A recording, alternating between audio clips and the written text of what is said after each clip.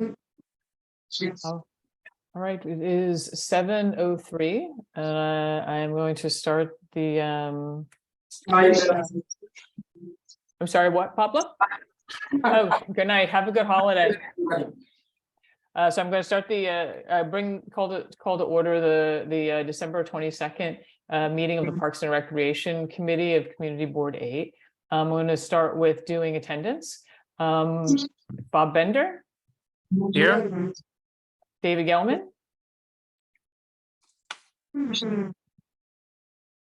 Not yet.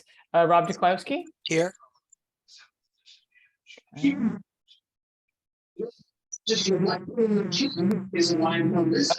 Singh. Present.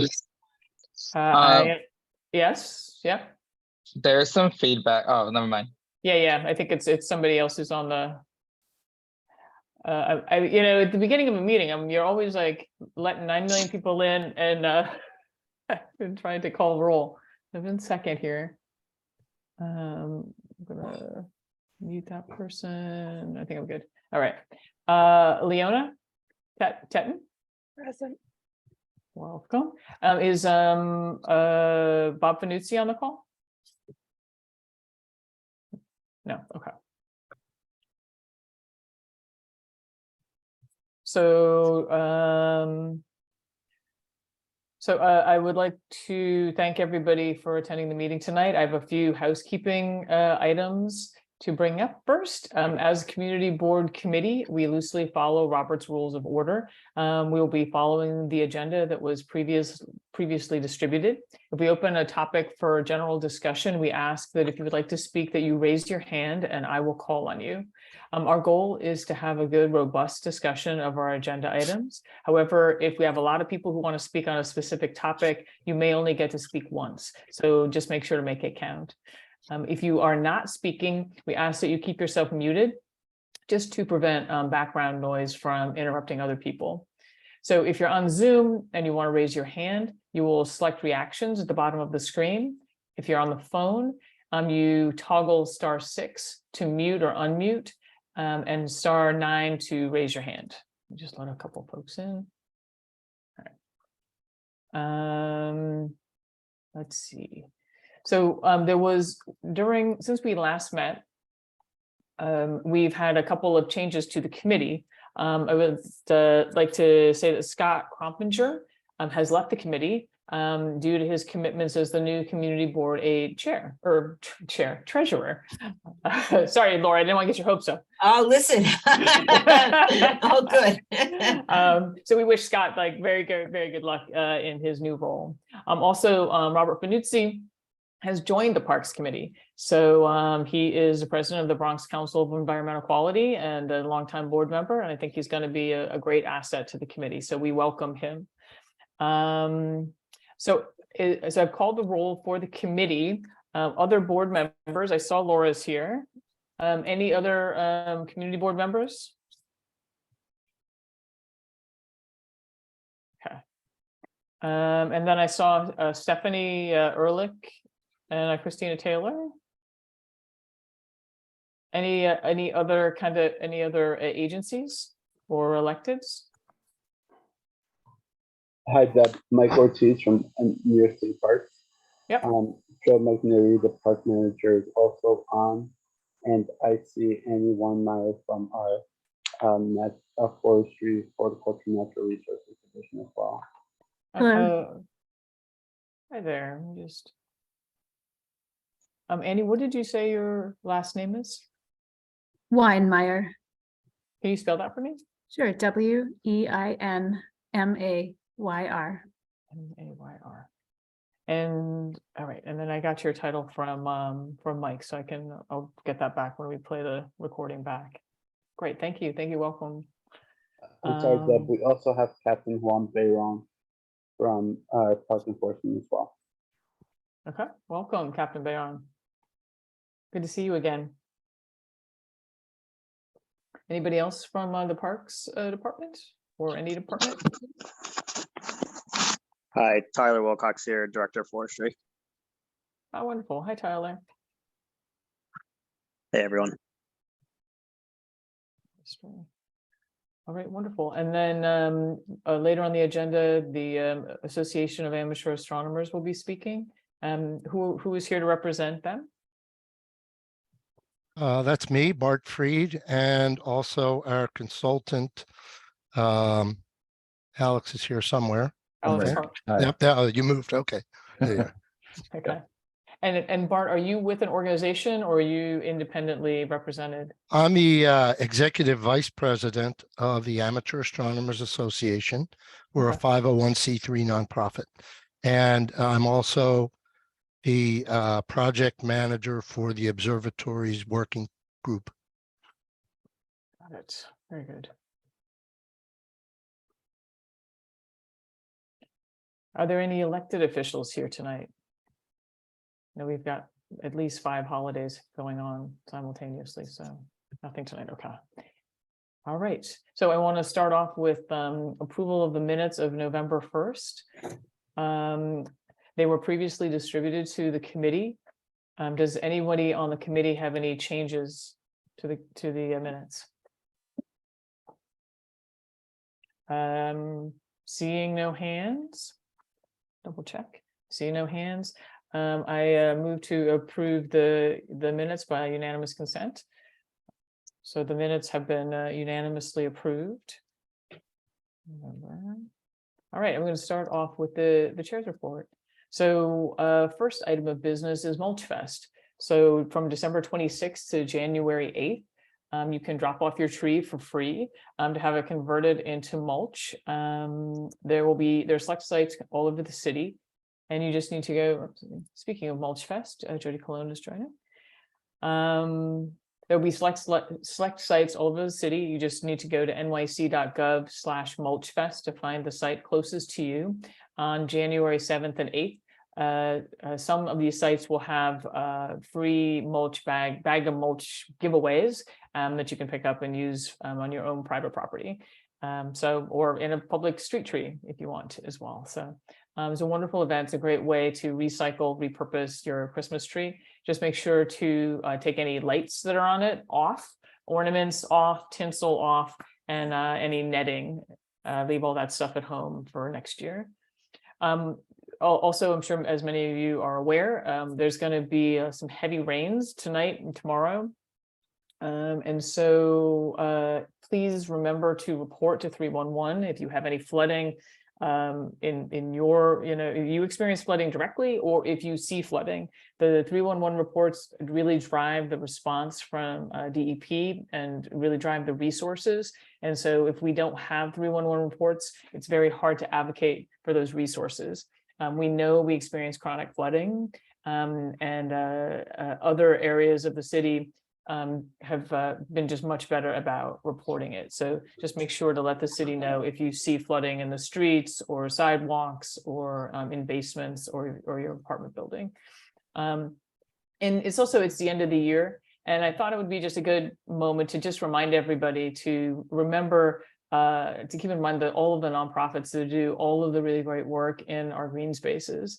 I'm sure you've been getting emails like I have from lots of really great organizations, Van Cortlandt Park Alliance, Friends of Russ Park, Wave Hill come immediately to mind. I know that there are lots of others. They all could use resources, so please consider them. I also want to particularly bring your attention to Kingsbridge Heights Community Center, which doesn't have park stewardship as its main kind of motivation, but they are in a parks building that has about $4 million worth of work that needs to be done. So they're very much in a period of needing to intensely raise money to repair their parks facility.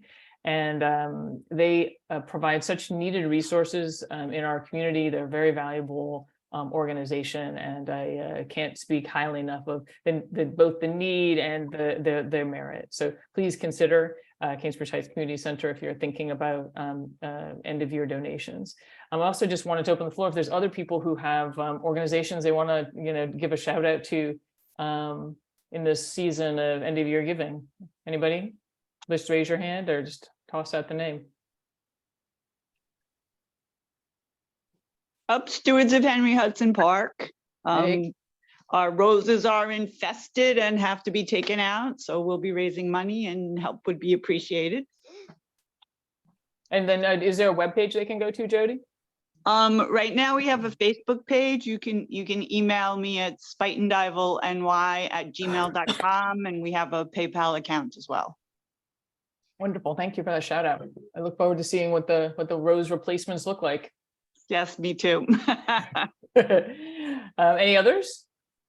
I see a hand up, Bart. Yeah, since we're on the topic, we're on the dais tonight. I'll point out that AAA is still raising money for our observatory project. Also, when we And- say AAA on this call, Oh. we mean the Association of Yeah. Amateur Astronomers Association. Association. We have nothing to do with the car people. We get their calls sometimes and we do not help them. But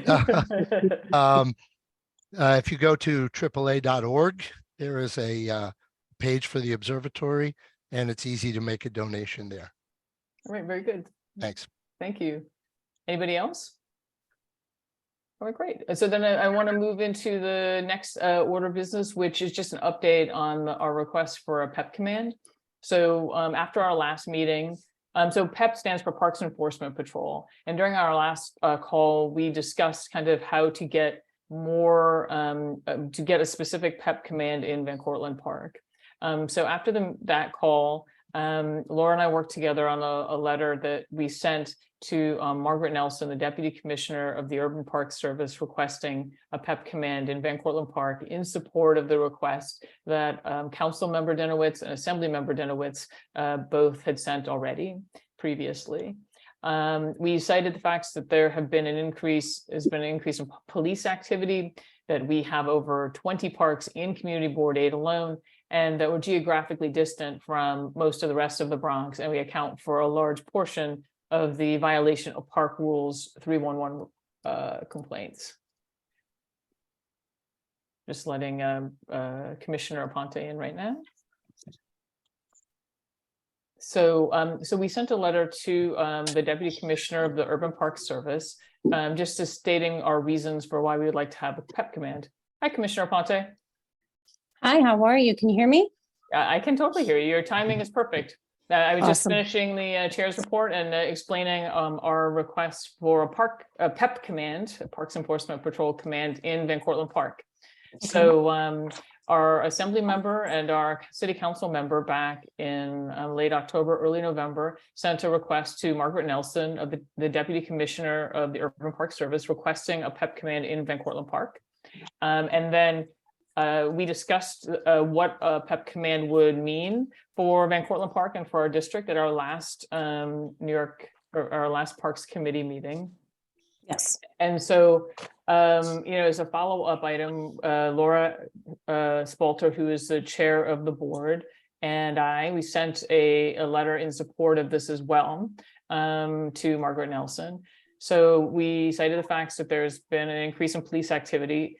For those on the call who aren't familiar with PEP, the Parks Enforcement Patrol is primarily responsible for the violations of the park's rules. So the 50th precinct would be the one really handling criminal activity or violent crime, and that the PEP team would be responsible for things like loud noise or public urination or drinking, just violations of the rules themselves of the park.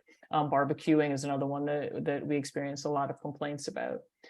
And so we received a response back from the Urban Park Service on November 29th. So let me just find my letter really quick. I was just going to read it out loud. I thought that was probably the simplest thing to do.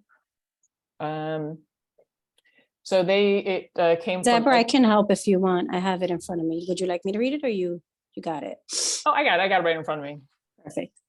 So it comes from Edwin Rodriguez, the Assistant Commissioner, and he says, "Dear Chairperson Laura Spalter and Chair Deborah Travis, thank you for your letter regarding Parks Enforcement Patrol of Van Cortlandt Park.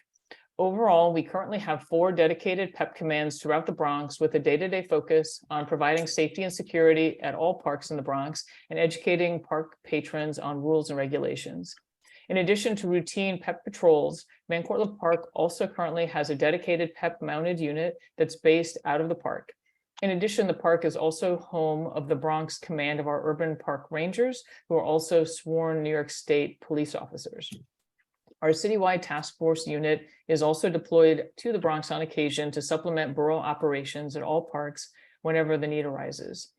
We are aware of the overall public safety concerns at Van Cortlandt Park and have forged a strong partnership with the 50th precinct of the NYPD to help address these concerns in conjunction with our PEP personnel. The concerns regarding muggings, stabbings, and other violence is a topic of frequent collaboration with NYPD as well quality of life concerns related to excessive noise and nighttime usage. While the establishment of a dedicated PEP command at Van Cortlandt Park is something that we're unable to commit to in the immediate future, we are dedicated to supporting the park with all of the resources and partnerships that we currently must keep the community safe. Please feel free to contact me directly if you have any additional questions. Signed, Edwin Rodriguez. So I wanted to bring this up just to kind of bring the committee up to date on kind of where things stand. And then when we get to old business, we can kind of discuss what next steps we want to take as a committee. Also, I thought it would be good, wanted to, while we had the commissioner on the call, talk to her since she's an expert on this as a former chief of staff at the Parks Enforcement Patrol. So I thought that Commissioner Ponte could be a real resource to help us kind of figure out how to work our way through this problem. So, so that's the end of my chair's report. And now I would like to just start by, I would like to move on to start by thanking the commissioner for coming this evening on right before all of the holidays. And I just wanted to give you the floor to introduce yourself. So this is the Bronx Borough Commissioner, Jasenia Aponte.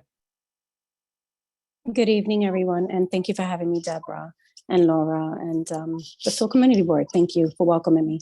I think I'm joined by quite a few people from the parks, from my parks team, just in case questions arise. I am 4 months in as your borough commissioner, and I am eager to listen to your concerns and to address them as they arise. And we have had the opportunity to meet with Deborah and a few others, and I have frequented the community and the parks in your community often. And we had some conversations with the councilman, assemblyman. So we've been very much in tune and on what's going on.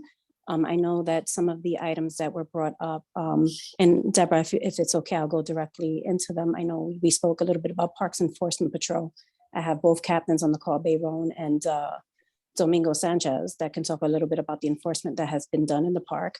But again, we do have a mounted patrol unit that's normally in the park daily from about 8 a.m. to about 3:30 in the afternoon. So if you haven't met the sergeant, who's Sergeant Vasquez, we can make that introduction. We also have the Urban Park Rangers that are normally in the park. Sorry. I'm sorry. I don't want to interrupt you, but also I would like to I have some follow-up questions regarding some of this stuff. So sure. Do you mind if I ask you a couple of questions then regarding the Parks Enforcement Patrol? Because that's one in particular that we're trying to sort out, or there's some other things you wanted. I know that we wanted to get an update also on pickleball. There were some other ones that might be faster. So I can give an overview, and then we can ask the questions and come back to them. But if you want to ask questions, I'm not shy of that. So Parks Enforcement it's a bigger discussion, like you noted. So we have mounted in the park, which is a unit that works about 8:30 to 3:30, and we have the Rangers who focus. They are New York State peace officers and can affect and enforce park rules and regulations. But they run the Nature Center. I'm sure you're aware of the Nature Center and the hours of the operation of the Nature Center and programming. So they are in the park. The captains can talk to the operations when the staff comes into the park to supplement the enforcement and the operations that they do. I do know that Deborah and Laura wanted an update on pickleball. We are visiting a lot of sites in the community to find sites that are better suited to be set up for pickleball. I know that there was an ask at a couple of parks, like Seton Park, Spuytenville Devil, but there's some concern with how the school also uses the area. So we're in communication with the school, with the community board, with yourself and the elected officials to see how we can sort out that ask. And by March, I'm hoping that we can identify and come to a solution on where we may or be able to install future pickleball locations. And we are going to take a look at the one that's existing in Van Cortlandt Park to see what improvements can be made as well. So that's pickleball. I think, Mike, what was the other topics? I'm sorry. I know that you have the. Composting was one of our topics. Okay, so I'm gonna let Stephanie talk to the operation of Van Cortlandt Park when it comes to composting, unless you have specific questions, because she can talk to you about exactly what's being done in the park. And I know she's gonna give an update as well, so I'll defer to Stephanie, who's on the call as well for that.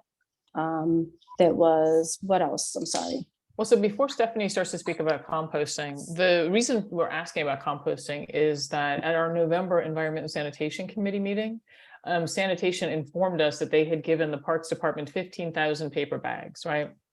I'm sure it's the kind of thing where, you know, as a borough commissioner, there's some panic happens where you're like, well, who is saying what on a community board meeting? So our community board, I know, is the only one in the Bronx that's actually doing organics pickup with sanitation. So we're a little bit of an outlier in that case. We also happen to be the community board that piloted organics collection. Like it's very close to our hearts in this particular community board. And so I myself, Jody, Cologne, you know, we run parks stewardship groups. So we pick up, you know, hundreds of bags of leaves and tender perennials, debris, and that none of that is getting composted. I mean, we're putting that into plastic garbage bags, and it's all going in with the rest of the trash. And so, when we just haven't witnessed any composting. Yes, I'm definitely interested in what Stephanie's doing in Van Cortlandt Park, but I think it really is coming out of our question was really coming out of all of the other smaller parks, particularly where we have, and Camelia Tepelis is joining. She's the chair of our Environment and Sanitation Committee group, or committee. So the question is really coming out of, we got a lot of volunteer groups that are active in Community Board 8, and we're bagging the stuff up, and we'd be just as happy to bag it up into paper bags and have it composted. And so has sanitation made it easy for you to work with them? It seemed like from sanitation's point of view, they were expecting parks to pick up their own leaves, compost them. Like, what's the process as you understand it, and does it work? And, you know, I'm going to tell you the general understanding and what's going on. We have 2 sites, one in Orchard Beach, and Mike, correct me if I'm wrong, one in the South Bronx, right? Remind me of the site. I'm sorry. I know you're on mute. Soundview? Soundview. So we have one in Soundview and one in Orchard Beach. So we are using the leaf bags citywide, collecting and dropping off leaves at those sites, and working with sanitation at those 2 sites. But that's a borough-wide operation. So the boroughs and it works, I guess, better when we have fixed posts and we have some volunteers that can take those bags that you were talking about, the 15,000 bags, and fill them up and we leave them to the side, and then we bring them to those sites. So is it just a matter of kind of telling you where, I mean, a lot of these parks have fixed post people. I mean, I know my park has a fixed post person, and I believe Jody's does as well in Henry Hudson Park. Yeah, so is it just a matter of like, what would be the process? Like, how do we get our parks engaged with this composting?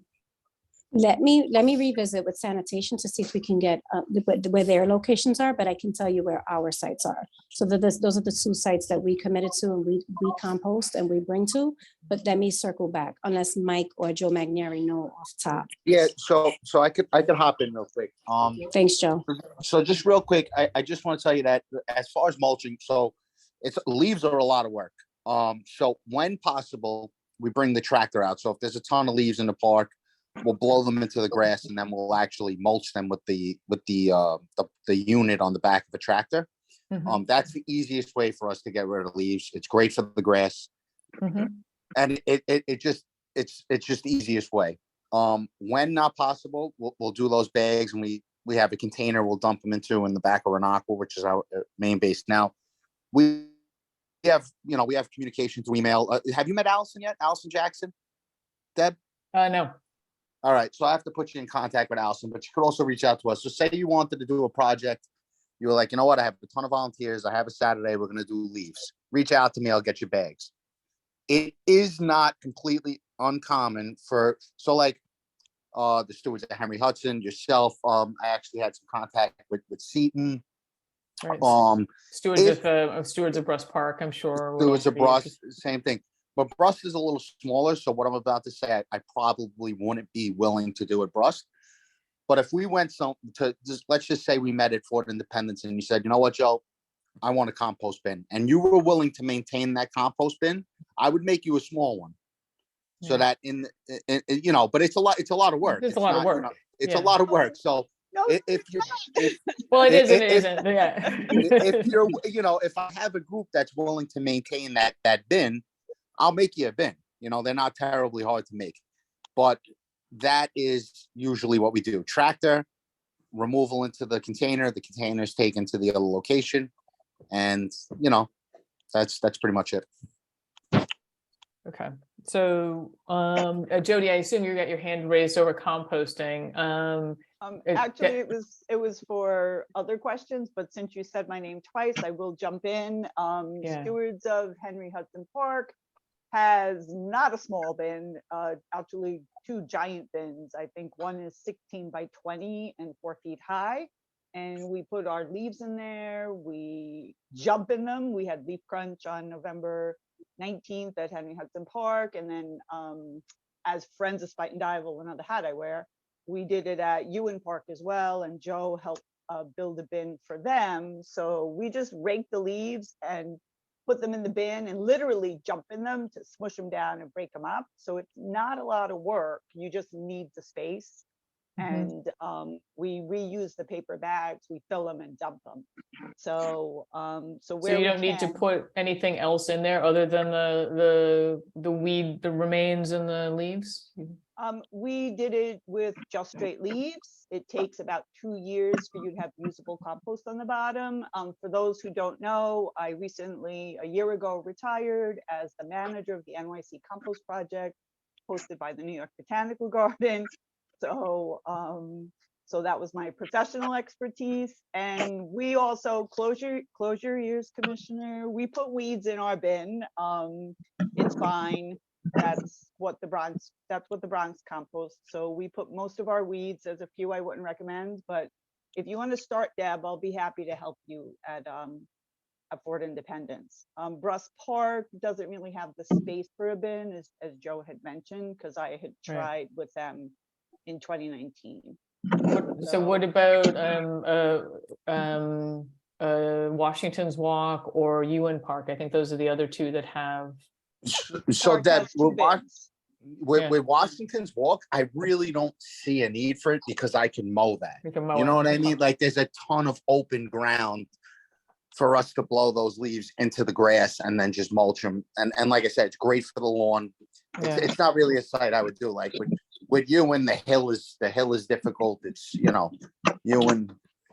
But Washington's Walk, I would kind of just let us continue to do things the way we do them. If you wanted to do, like, say, a project at Fort 4 or Strong Street where we give you the bags, you fill them up, and then we take them to where they have to go. Right. I could see a project like that. But as far as a bin, Fort Independence, maybe if you wanted to have one. But even that park, we could kind of just mulch them, Okay. And one thing I wanted to ask was just No Mow May. That was a big deal last year, where environmentalists were asking to have lawns not mowed in parks in order to encourage pollinators. It's one of those rare initiatives where actually you wouldn't have to do anything. You'd be, it's a very, very affordable. Have you considered participating in No Mow May? Commissioner, I guess that's something we would have to get guidance on from Commissioner Falk or whatever, because we're actually rated. Our sites are rated, and I don't know if they would, put aside lawn ratings for that month. You know what I mean? Like, because they rate us on how high our lawns are and the complaints, and I don't know. I feel like that would have to be a bigger conversation, way above. I don't know, Mike. What's up? Mike or Commissioner. I think we can take it back and make the ask, understanding that it may be something that we have to educate the community on, right? Because you may understand it but the other personnel may say that we're not doing our job and the lawns are very high and we're not taking care of that community. So it'd be something that it's that in between. So I will take it back and speak to our deputy commissioners and see what can be done. Right. And I also just wanted to mention that, like grass, if we don't get a jump on grass and we fall behind, it gets very hard to catch up, like very hard, you know? So it's just, I mean, it sounds, I could see it being like a little bit of a problem for us, like keeping up. It's hard enough to keep up as it is. Okay. So what I'm hearing is that your preference operationally would be actually to continue to mow and to not have my understanding was that it kind of encourages reseeding. It tends to make the lawn a little bit more resilient, and then pollinators and other insects are, in there as an added benefit that helps them reproduce and stuff. But the benefits of reseeding and stuff, that's what you would need to look into. Let us look into it altogether, because there are a lot of positives, but also drawbacks, as Joe mentioned. So I'm sure that we'll talk about them both. Get back to you on that. But thank you for bringing that up. It's the first time I've heard of this, so thank you. Okay, cool. Well, I see that there are a couple hands up, and I know we went quickly through pickleball. Are those Debbie and Matt? Are you what topic did you want to cover with your raised hand? Yes, thank you, Deborah. Yeah, we each have concerns. I'd like to address mine to Domingo Sanchez, if I may. Sure. The concerns about the safety concerns in the park. A couple of things were not mentioned that I'd like to address. I'm a vital volunteer in Van Cortlandt Park. I'm on the nature trails quite a bit. I lead bird walks there. I'm the captain for the Christmas bird count. So I'm there a lot. And cyclists are frequently on nature trails. And I'm wondering, since on the Putnam, motorized vehicles are banned and they've been confiscated, how about repeat offenders with their bicycles on nature trails having their bikes confiscated, or else they just totally ignore signs when I inform them that that this is not a bicycling trail? I'm ignored, and it's a safety concern. Also, dogs off leash is another safety concern. I have had dogs jump up on me. And these are serious concerns, and I'm wondering about your take on this. That's a great question, and let me tell you why. We've been conducting foot patrol at Van Cortlandt Park, and we've been increasing our patrols at Van Cortlandt Park. I've conducted foot patrols myself last week, and there were 3 bicycle riders that actually told me to get out the way. Yeah. This is what I'm talking about. Yeah. And I wind up stopping them and educating them and letting them know that they have to share the roadway with pedestrians, people that jog, people that walk. The track free or the road or the green space doesn't belong to the bicyclist. And that's what I explained to him. So there were a total of 3 individuals that we did stop while conducting our foot patrol and educated them and advised them that there are signs that they have to adhere to. So I do understand your concern, because it happened to me myself. Yeah, I'm sending these pictures on to Stephanie, and she's passing them on to your department. And these are real safety concerns. And believe me, I'm listening to your concern. I'm talking to our officers every day to make sure their first stop is at Van Cortlandt Park, and we need to educate the bicyclists.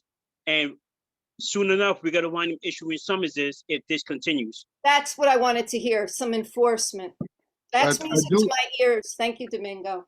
Captain, and now my husband has something to say. Yeah, I just like to refer back to a meeting, January 23rd, 2019, was a Parks and Recreation meeting, which was related at that time to the Putnam Trail, which is still under construction.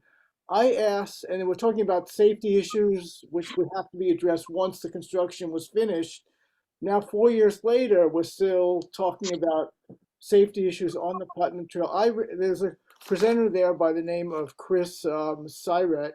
I asked him what percentage of the nearly $3.8 million allocated for that construction project was dedicated for public safety, and he said essentially none of it, which I found astounding. So I'm just suggesting that in the future, if there are any projects, like for instance in the master plan, there are suggestions to widen trails, build new trails, entrances widen, all of which has the potential to bring in more bicycles, e-bikes, ATVs.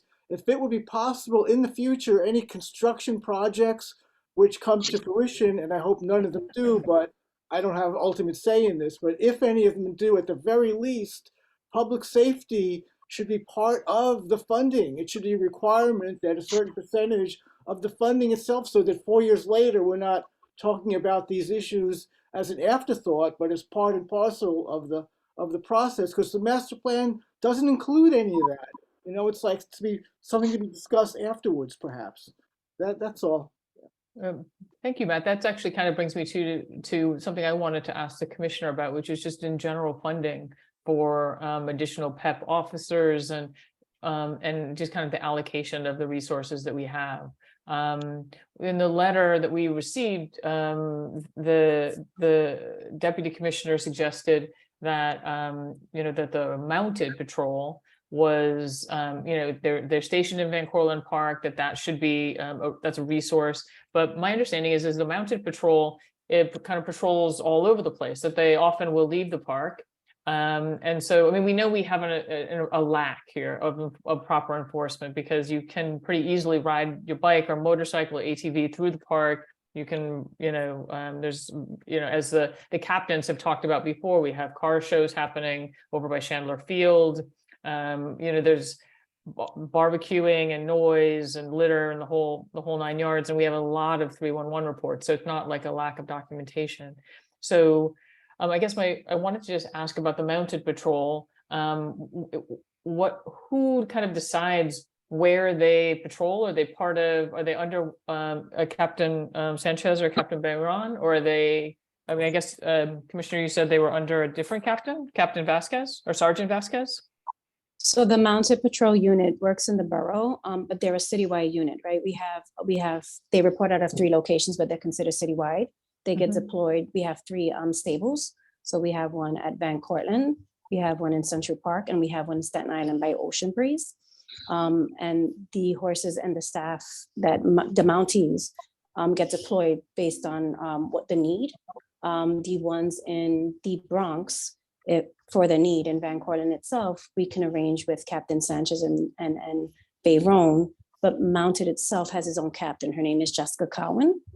But they all work together, and they all fall under Edwin Rodriguez, who was the sign off on the letter that you received that was sent to Deputy Commissioner Margaret Nelson. He's the assistant commissioner for that division, which is called Urban Park Service. So I have an upcoming meeting with Stephanie, myself, Captain Cowan, and the borough captains to see what can be done, because we've received all the requests, and we want to see what can be done in the park itself with mounted.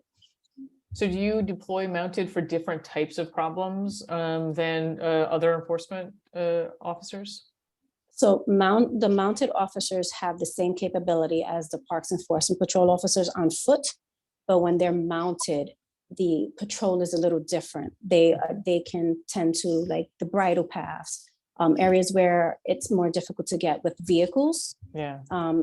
Big parades, like crowd control. It's a different type of enforcement, but they are trained just like the Parks Enforcement Patrol and are equipped to be able to issue summonses and effect arrest if it warrants, just like the Parks Enforcement Patrol officers, because they are peace officers and special patrolmen. Right. Well, and they seem particularly equipped to handle some of the problems we're having in Van Cortlandt Park, because Debbie and Matt were just talking about, so many of the problems that we have are in the nature areas, in the forever wild areas, on the trails, on the bridle path, in the Northwest Forest, in the Northeast Forest, and there's having better eyes and ears, the homeless encampments, all of the stuff. that it's uniquely well equipped for officers who are on horseback. That is correct. So I will take this conversation back to Captain Cowan and see what can be done. And Deborah, Matt, is there a particular time in the trails? I know you say you frequent other trails often, but is there a time of day? Or it's all the time with the bicycles and everything, all the conditions that you're seeing? It's pretty much all the time. Okay. Yeah, Kelly Field, you know, there's a guy who routinely has his dogs off the leash and they, you know, jump on me. It's outrageous. And you know, I tell him to put his dog on a leash, he just totally ignores me. Yeah. Of course, on the Putnam Trail, the worst is on the weekends, which, you know, is where you get I'm amazed that you don't see anybody stopping some of these speeding cyclists, you know, on the weekends there. I would say the cyclists are almost the least of it on the Putnam, just because the motorcyclists and folks on ATVs use the Putnam to get from Yonkers into like Sedgwick and go around the reservoir and then go again back into the park. That's true. That's true. Wasn't someone brought away on an ambulance that was struck by a bicycle recently? I was told that. Oh, that I don't know. Stephanie could probably the cyclist and the person who was struck were both taken away by ambulance, I was told, and that was during a volunteer event, a forestry event. Someone told me that. So for everyone's awareness, the Greenway itself, the Putnam Greenway, we have brought to the attention of NYPD. They have a traffic safety forum team. So we have advised them of the location to let them know about the motorized and the speeding bikes and the ATVs that are that, you know, often use the Greenway. So I will just put it back on their radar, because I did bring that to their attention the first time that Bob and Deborah brought it to my attention a few months back when we met. And I know that Captain Sanchez and Bayron have deployed staff in the park to address speeding bikes and e-bikes, but it's very difficult sometimes because trying to stop them could be more dangerous than letting them just get out of the park to where the location is. Right. No, understood. You know, one of the pretexts for paving the trail with asphalt, which many people didn't want because what's happening now was predicted, is that to be more friendly for wheelchair users. But I don't know anyone who's ever seen a wheelchair user. It's too dangerous for them. Matt, I'll just stop you. I mean, certainly there are people who use the trail who have wheelchairs. I mean, it's important for them to have access. But I just want to move on because I see that I've got some other questions. I appreciate you both for being on the call. Jody, you got your hand up for PEP. You're muted. Sorry. So thank you, Commissioner, and the captains for being here. I've spoken to Captain Sanchez about this, as well as a few PEP officers. We have many Forever Wild properties in this district. There's Spuyten Duyvil Shorefront Park, Riverdale Park, Raoul Wallenberg Park, and parts of Van Cortlandt Park, as well as Deb mentioned some of the very active steward groups. Friends of Spuyten Duyvil is a network that I started in 1995 where we actually help maintain 5 different parks. Right now I'm supporting groups that are maintaining parks, and we're having a lot of problems. I know we've talked about life safety, but we're having property safety problems with rogue volunteers who are not registered with partnership parks like my group Stewards of Henry Hudson Park or Stewards of Bruss Park are. They're not super stewards like I am for Spuyten Duyvil Shorefront Park, so they're not registered with natural resources. And they're going out into the parks with tools and cutting trails where there should not be any. They're cutting down trees because it blocks a view. They're taking chainsaws to vines because it blocks their view. And some of them are even raising money saying it's for parks where it's for themselves. So we had in particular one particular person, Victor Andre San Medina. But the issue has become that parks has to catch them in the act, even though they're posting on their social media pages that they're doing these things. You know, to catch them in the act, even though we have pictures of them, would it be helpful to try to do something which I know Council Member Dinowitz was trying to do for DOB, to allow 311 reports and the photos that we submit or the documentation that we submit to be actionable? I know that if you go to court to find them, the inspector who caught them has to testify.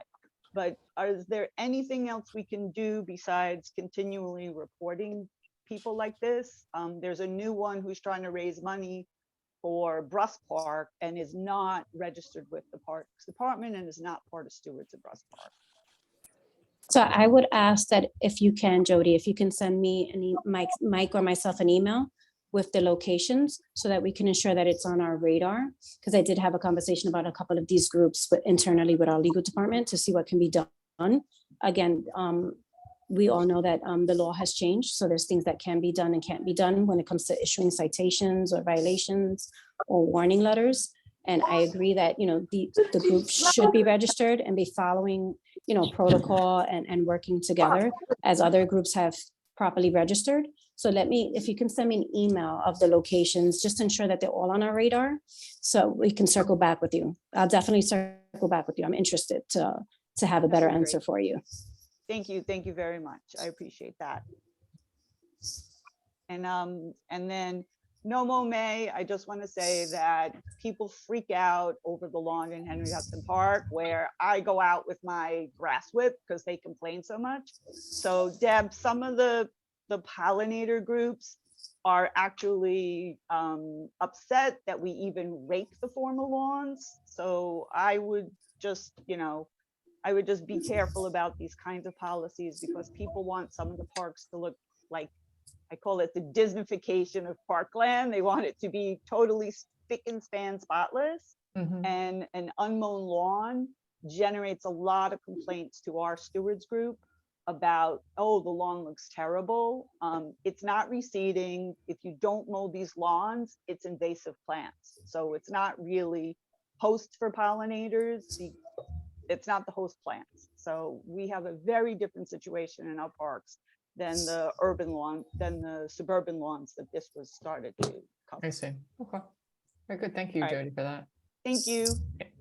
Bob Bender, you have a question? I do, Deb. Thank you. Commissioner, thank you very much for coming to the meeting. It's nice to see you. I have a question about the Urban Parks Rangers because I'm not as familiar with them as I am with the PEP officers. They're stationed in Van Cortlandt. How many of them are there, number one? And number two, what exactly is the difference between them and the PEP officers in terms of what they can and cannot do in Van Cortlandt? And are they confined only to Van Cortlandt Park?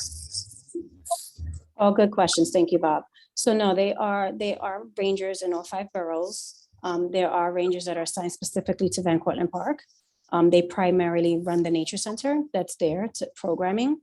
They conduct programming on the trails, bird watching, different programming that they list out. They are also peace officers and special patrolmen, so they can also educate and issue summonses if warranted, but their primary focus is education. So they're in the park 7 days a week and predominantly between like 8 to 5 p.m. Again, I can introduce the Ranger Sergeant to everyone at a later time. That way we can have that conversation, but they're there too. They can also educate anyone that's doing, not following the rules, but their primary focus is educating and taking care of the nature center, programming out of the nature center. Well, thank you. So in other words, any enforcement that they might do is incidental to their job. That's really not their function, as opposed to the PEP officers whose primary function is in fact enforcement of parks regulations, correct? Yeah. Yes. Okay, all right. Well, thank you very much, Commissioner. You're welcome, Bob. Commissioner, can you speak to the, I know that when we spoke about the PEP officers and how the commands work currently, one of the big concerns was just staffing and the difficulties of keeping staff, the difficulties of just competing with other other patrols like sanitation or NYPD, I'm sure. It seems like with the mounted patrol, this would be even more of a challenge because they're special skilled. You also have to find people who love to ride horses and know how to do that while also enforcing parks rules. So how many mounted patrolmen do we have, or patrol women? Like, how difficult is it to recruit for those positions? And does that impact how many hours they're able to cover, like what their schedules are like? All good questions, Deb. Yes. So they start, mounted unit has to start, our mounts start their day caring for the horse. So they have to prepare their partner for the day. So they care for the horse in the beginning of their tour. So that takes at least an hour of, the beginning of their day. They're on patrol anytime between like 8:30 and 3:30. Most of our mounted officers come already. They have a love for horses. They've ridden horses. They understand equestrian history. They just come it's just they're horse naturally people. They come. Yeah, they're horse people. And we've been fortunate that way. We also have a mounted auxiliary unit where there's volunteers that support the mounted unit. We have about, let me just confirm for you, because I do have notes here, one moment. In the Bronx, we have not too many. We have 4 mounted officers. Okay, and then how does one become a member of the mounted auxiliary unit? I can send you the information. There is a registration that you have to sign up, fill out a form. Then you come in and you get tested on how to care for horse care. And you also have to take some riding examinations to make sure that you know how to ride and properly work with the horse. And then do they have to bring, is it BYOH, or do you have to bring your own horse? No, you get to use the trained horses. Okay, and then does the Parks Department have currently more horses than it has people? No. No, that's what I figured. No. So I think we have about 12 mounted officers citywide and about 2, 4. I can be wrong because it's been a while since I was in the unit, but it might be about, the last time I knew we had about 6 horses. So 6 horses citywide? Right. So 2 per borough. Wow. Because we have 3 stables. Wow. It's a small unit, but it's a an very small effective unit. Yeah, no, totally. So there's 6, okay. 2 in Again, in Deb, Vancouver I Park. can get back, I can confirm the numbers because it's been a while since I asked. Yeah, no, I'm just taking it in. So you're saying then there are auxiliary units for PEP, for Not on the PEP, mounted, just mounted. just mounted. Why not have auxiliary units for regular PEP? That's a different conversation that I am not equipped to speak on it, but we Okay. can get back to you. Is there, so this I think gets to the crux of it, is as an expert, right? You know how all of this works, and it seems it's a different unit. It's not part of maintenance and operations in the borough. It seems like it comes out of Arsenal. How do we best advocate? Because I guess to take one step back, there's a lack of a new command in Van Cortlandt Park. Is it because the position of parks is that there doesn't need to be more PEP officers, that the ones that you have now are adequate, the amount that you have now is adequate? Or is it just a budget, a money problem where we need to advocate for more funds? And if so, to whom and what kind of funds? I think I'm not going to answer as holistic. I'm going to give you general, right? We are at a capacity. We have staff in the Bronx that work out of 3 commands, as the assistant commissioner indicated. Right. We have spoken in the past. It's we recruit, we hire. We definitely have quite a few. We have a little bit of attrition, right? Staff that attrits out to maybe NYPD or other law enforcement positions. And sanitation, right? Other law enforcement positions. So at this time, the 3 commands are what we're staffing. Those 3 commands cover the full borough. So just because the command isn't located in Van Cortlandt Park, as the assistant commissioner mentioned in his letter, they are deployed to address conditions borough-wide. Mm-hmm. So they're focused on the entire borough. So what I can do is I will have a conversation with Deputy Commissioner Margaret Nelson and Assistant Commissioner Edwin Rodriguez, just to convey that there's still that interest, because I know that you wrote, that letter was written, I know you received your response. So I'll go back and have this dialogue with them to see if anything, or what other steps, what's our next steps, if there are any. Yeah, But no, again, and- we'd appreciate and- that. Sorry, and in the summertime, we get a contingency of CSA security guards. So we get some CSAs to help offset some of the, not really the enforcement, but more of the security. And it's more for pools and beaches.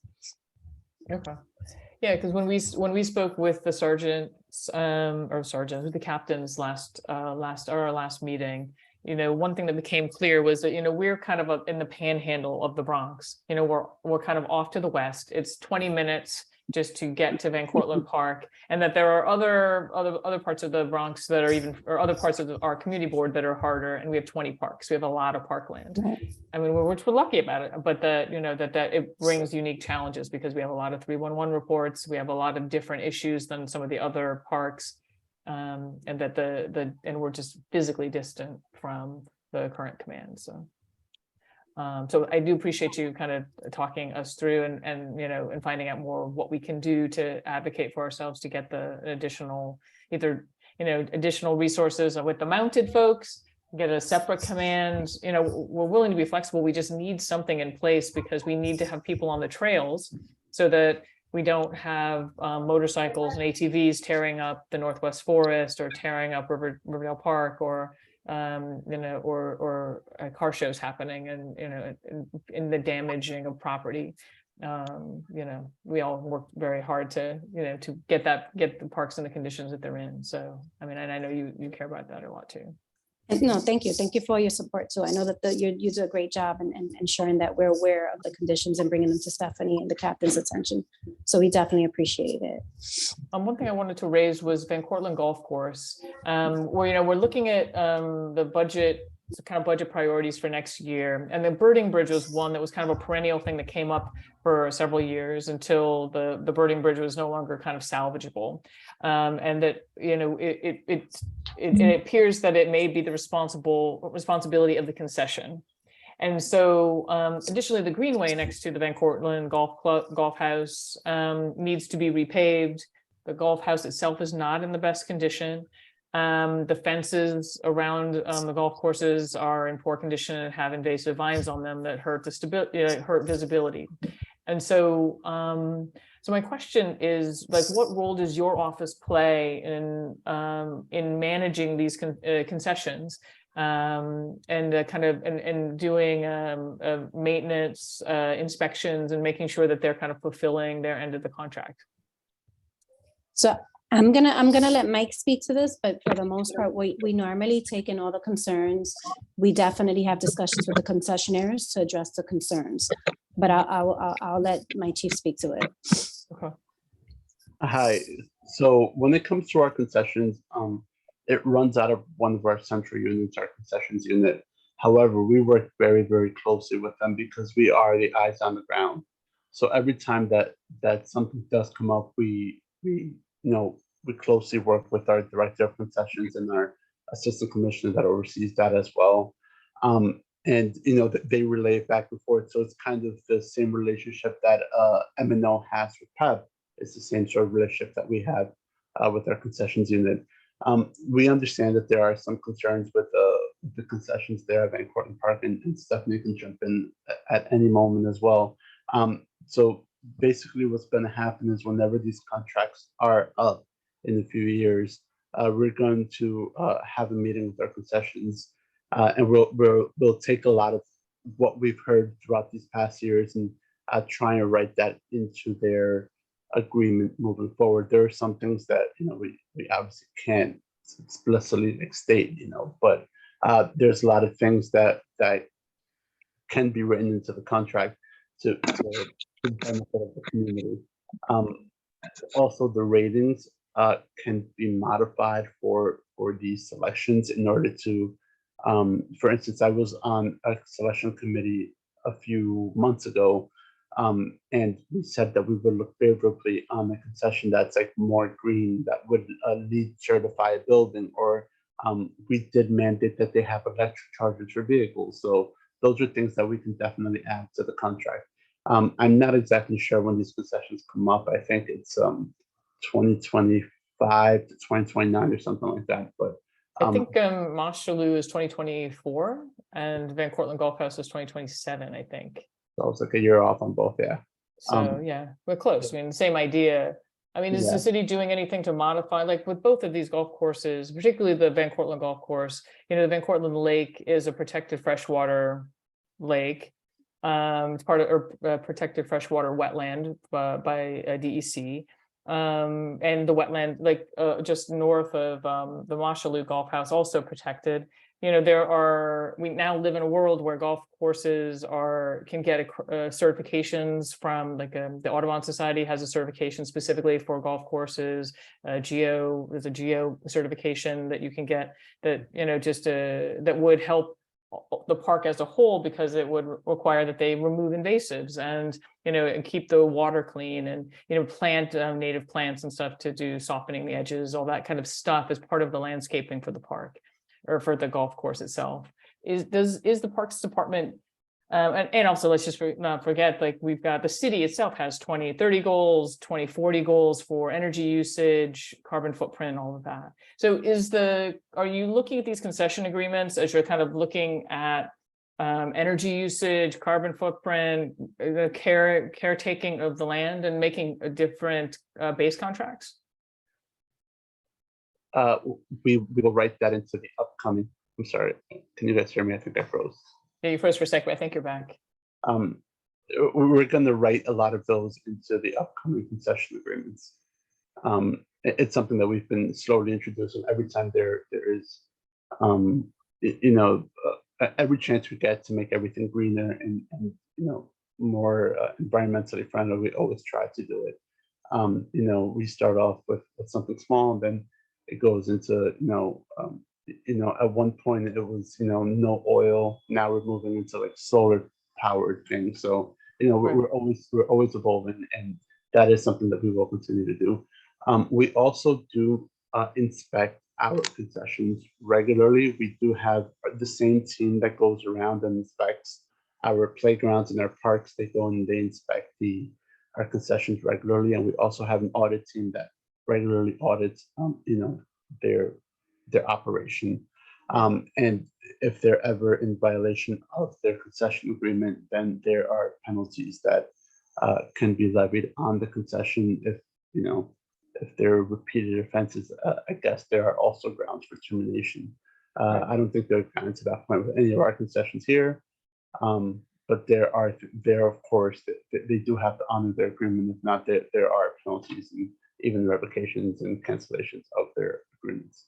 Right. Okay. Is it possible to get the concession, the inspection reports? I assume you do them once or twice a year, the same as you do for the parks. Yeah, I think they're actually publicly available on the website. Are they online? I can go look. I mean, I know I can find them for the parks, but I didn't think I could find them for the golf course. But I could go look again. I'll take a look and I'll send you what I can find. If not, Okay. we can. I'll follow up. Okay, I appreciate it. All right, and then I see Debbie and Matt. Do you have a question regarding the golf courses, or? No, I just want to say another concern is the defacing of nature when there are races, spray painting arrows on trees, spray painting rocks, writing numbers of miles in spray paint. You know, that's a concern too. Today in the park, for the first time, I saw a Z on a tree in spray paint. You know, if that, you know, I guess it's maintenance and operations, but if this isn't nipped in the bud, it's kind of escalating. People are painting rocks so that they don't trip on them, you know, when they're running on the nature trails. Yeah, it's, you know, it's getting out of hand. Stephanie, do you want to speak to that? Yeah, I assume you mean in Van Cortlandt Park, correct, Debbie? Okay. Yeah, hey there. If you see that, can you take pictures of that? Because generally that should be something that they're not doing, and folks should know that they're not doing it, that they shouldn't be doing it.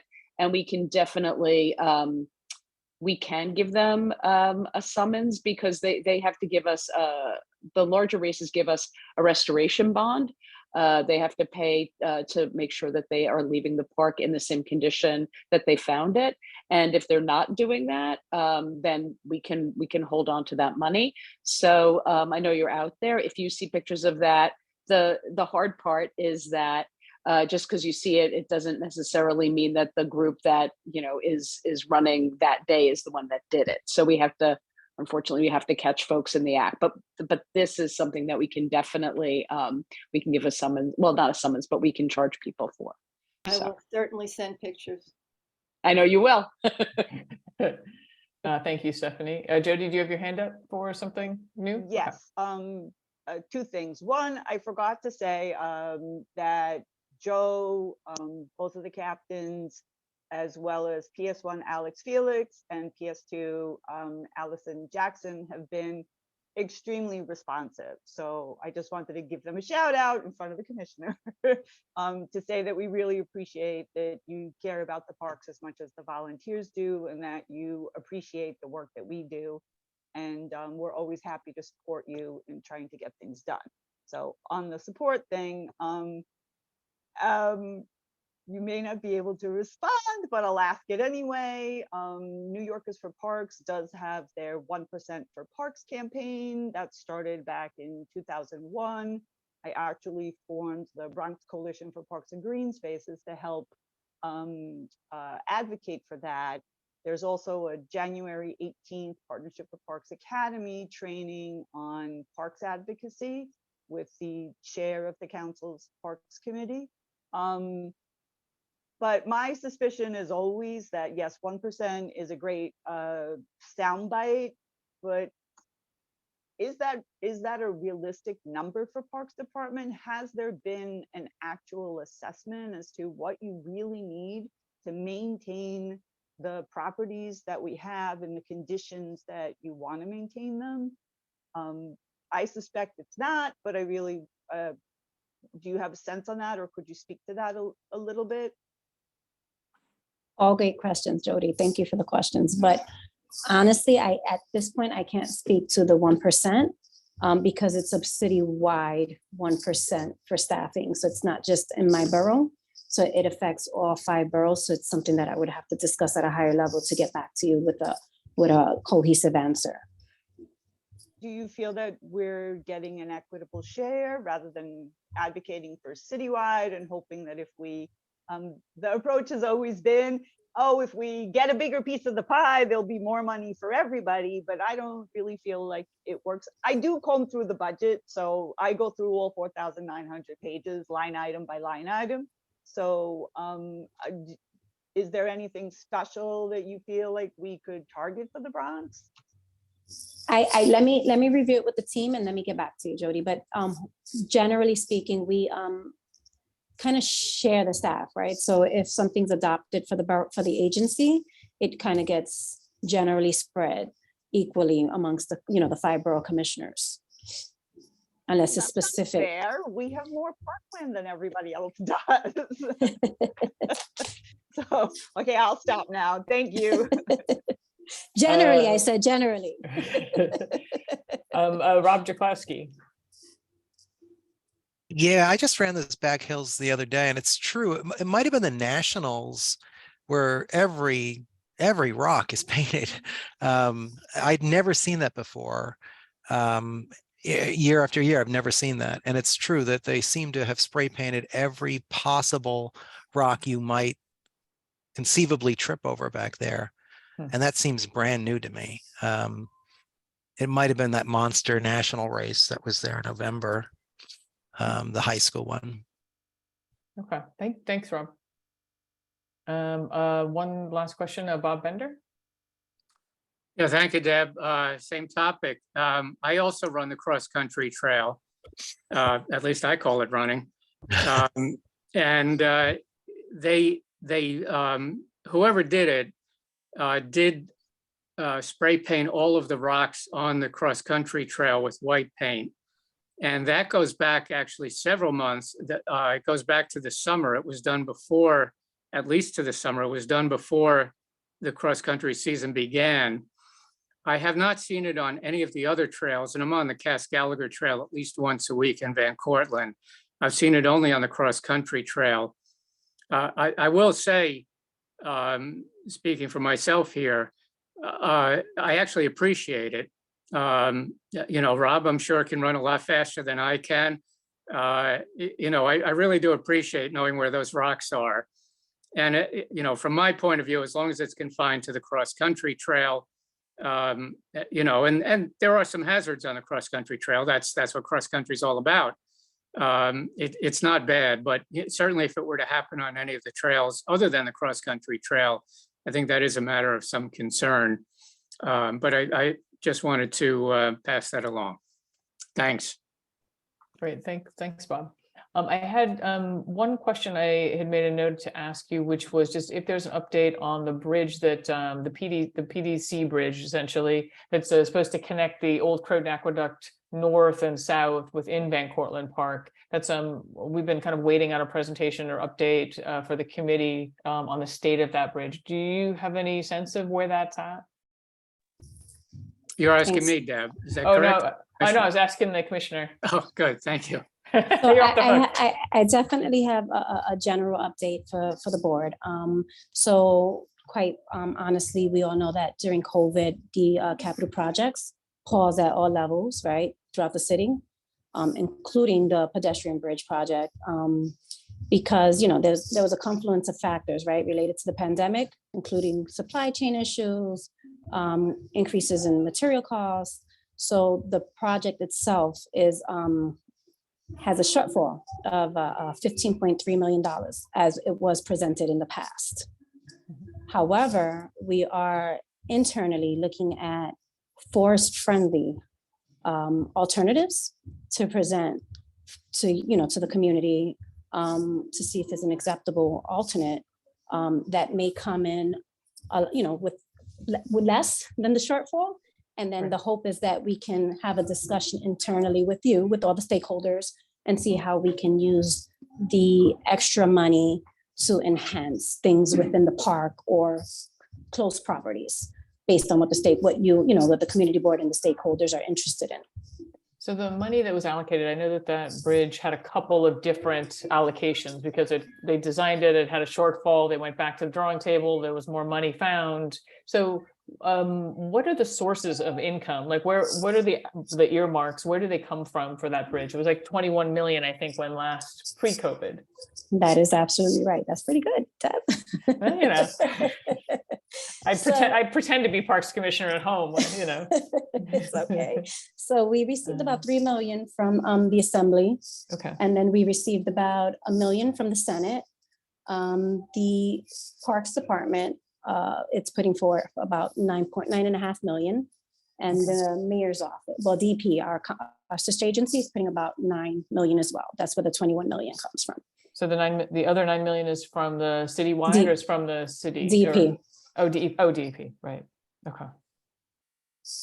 So then what's your time frame for when you would be able to come back and talk to us about your alternatives? I hope next month.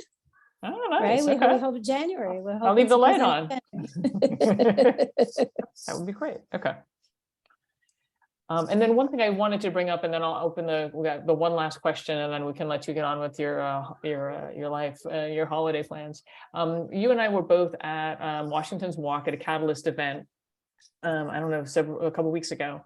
And one of the things I was struck by was that there was this real interest in, there was an announcement about lifeguards and needing lifeguards for the summer. And that there was this real interest in the group. There were a lot of kids in this group. It was to create a community group to support Fort 4 and Washington's Walk. And that's still happening. So if there's anybody who's interested, absolutely reach out to the office. And the kids were really interested in swimming. And in these lifeguard positions, and this one girl, she asked if you had to be able to swim in order to qualify to be a lifeguard. And I thought that was such a great question because we don't often progress kids through swimming to get into these lifeguard positions. So we did some kind of just research, like how would one learn how to swim, and that the programs are mostly in Manhattan and Brooklyn. I couldn't find one in the Bronx. Can you speak to kind of swimming lessons in the Bronx, and and do you ever do them in outdoor pools? So it seemed like they were mostly indoor pools in the winter, teaching kids to swim. So the pre-COVID, we used to have some learn to swim programs in our outdoor pools when weather permitting, right? When it gets warmer. Right. But since COVID, we haven't been able to program at that level just yet, back to that level. Our indoor pool, which was at St. Mary's, is currently closed, which is why we don't have programming in the Bronx for learn to swim programs, which is why the alternatives are Manhattan, Queens, and some in Brooklyn. I know it's hard for our Bronx children, our Bronx youth to get to, but those are the ones that are available. What's interesting this year is that they're offering like kind of a short-term academy, like learn to swim for those who are interested in skills to become a lifeguard. So it's like right now during the holiday break. So there is a course, but yes, they are all in Manhattan. I'm keeping my fingers crossed that we're gonna find a partner in the Bronx where we can host our swimming teams and our swimming in the Bronx. But so there's more to come. And as soon as I know, I will share. But I can currently, I can share, I have some flyers for the other boroughs at this time. But right now we don't. Parks doesn't host any in the Bronx just yet, but we hope to soon. But there are other general programs that I can send to you, not Parks based. Like you have Kips Bay, who has a swimming program that's in Castle Hill. You have both Ys that have swimming pools that may be able to host. And I'm not sure if the colleges are hosting like youth swimming. Like I know Lehman has a pool in Hostos Community College, but I don't know if they do youth swimming. So I don't mind taking a look at those to to say, because I was going to do that anyways with Pilar, so she can send it to the Catalyst group. Right. Because it was very, very touching to me. Me being a mom, my older son was a swimmer.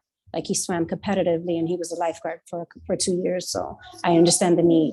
Yeah. I mean, and myself, my mother made me go through beginner, advanced beginner, intermediate swimming, because she was always afraid I would fall in a pool, or I grew up on near a lake and I would go and drown. I mean, it is one of those real things that you can say, you can really just change the course of what happens if a person falls in the water by just giving them a little basic education. So absolutely. So is there, in terms of us talking about budget priorities, is that the kind of thing we can advocate for the Bronx and for programming for outdoor swimming? Or is that kind of off the table? You can. We would have to go back and look at if it's suitable, right? With the lifeguard, we have to hire lifeguards in order to support the swimming program, and then we have to have the instructors to support. So it's all. We can take a look at it. I can speak to our aquatics division and find out what can be helpful in the Bronx.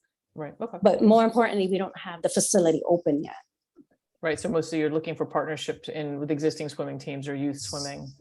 Correct. Got it. All right. So thank you so much for answering those questions. I have three hands up, and then that's it. So Alex, do you want to go next? Thank you. I'm going to go back to the very beginning. I'm a co-chair of an informal group, pickleball advocates and players. We call ourselves just simply Riverdale Pickleball. Given the information that we got from our own research, that at this point Manhattan's got about 50 pickleball courts where the public can play pickleball, which includes several parks, including Central Park. Brooklyn's got at least 40 pickleball courts where the public can go and play, including the large parks and a fantastic facility at the Brooklyn Bridge. And it's growing tremendously and quickly in the other boroughs. Has the Bronx Parks Department reached out to these other groups, the other commissioners, to see what they can do and how to make it grow? Commissioner O'Donoghue is on the board, is actually on the board of the Brooklyn Heights, the Brooklyn Bridge pickleball, whatever they call themselves.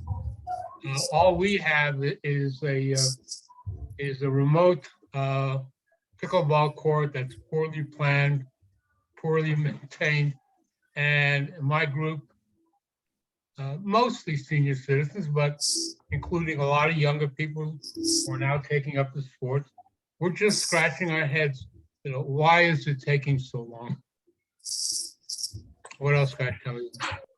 I mean, So I'll let the commissioner answer your question. Your question was essentially, why is it taking so long to determine a site for the pickleball request, right? Right, Alex? Yeah. Okay. Yeah. So, Commissioner?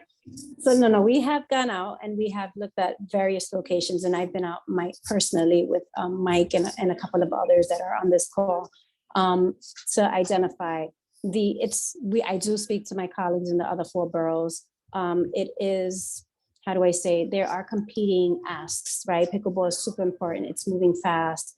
But the communities that we have considered, shall I say, and Mike can speak to this, has been where a council member would ask that it stays more recreational for their youth that might be in a school that are close by. So I do want to move this forward. I know it's important to the Bronx. It's important to myself. And right now, in order to paint pickleball courts, it's very difficult because of the change of weather, which is why I said approximately March, Alex. So by then, we will have possibly stuff in place already painted and ready to go in good state. But yeah, Mike can tell you. I'll let Mike speak because Mike has been on. I've had Mike and I have been out there. Alex knows since I met him back before the summer. We've been working on getting a pickleball up there. We originally thought, Commissioner, as you know, of taking over one of the tennis courts at Seton, which is not something, as I mentioned, that we necessarily want to do. But I have to tell you, it's still on the table, Alex. So that's also on the table. I had proposed, forgive me for not being able to attend the meeting a couple of months ago, but I proposed a spike and dive location that also created some issues. But somewhere up there, we're going to get a pickleball court, at least one court. We're working really hard on it, and get to it. I'm sorry, Herb. Herb, did you speak? Did you? Maybe Herb is frozen. Okay. Yeah. All So right. I'm sorry, Alex. Somewhere up there, we're going to get a pickleball, and we're going to try to improve somehow the one at Van Cortlandt. And it's our goal to expand it throughout the Bronx. And you don't know this yet, but I'm going to tap on your experience and your expertise with pickleball to help me do that. Because it's something that we really want to do. And I'm sorry that it's taking so long, but just please know that we are working really, really hard to identify that location. I know it may not seem that way because everything takes long. As long as we're moving forward, that's all I can ask. We really, really, truly are. I thought that I had the greatest idea in the world by putting out a spine dive roll. And can't do it.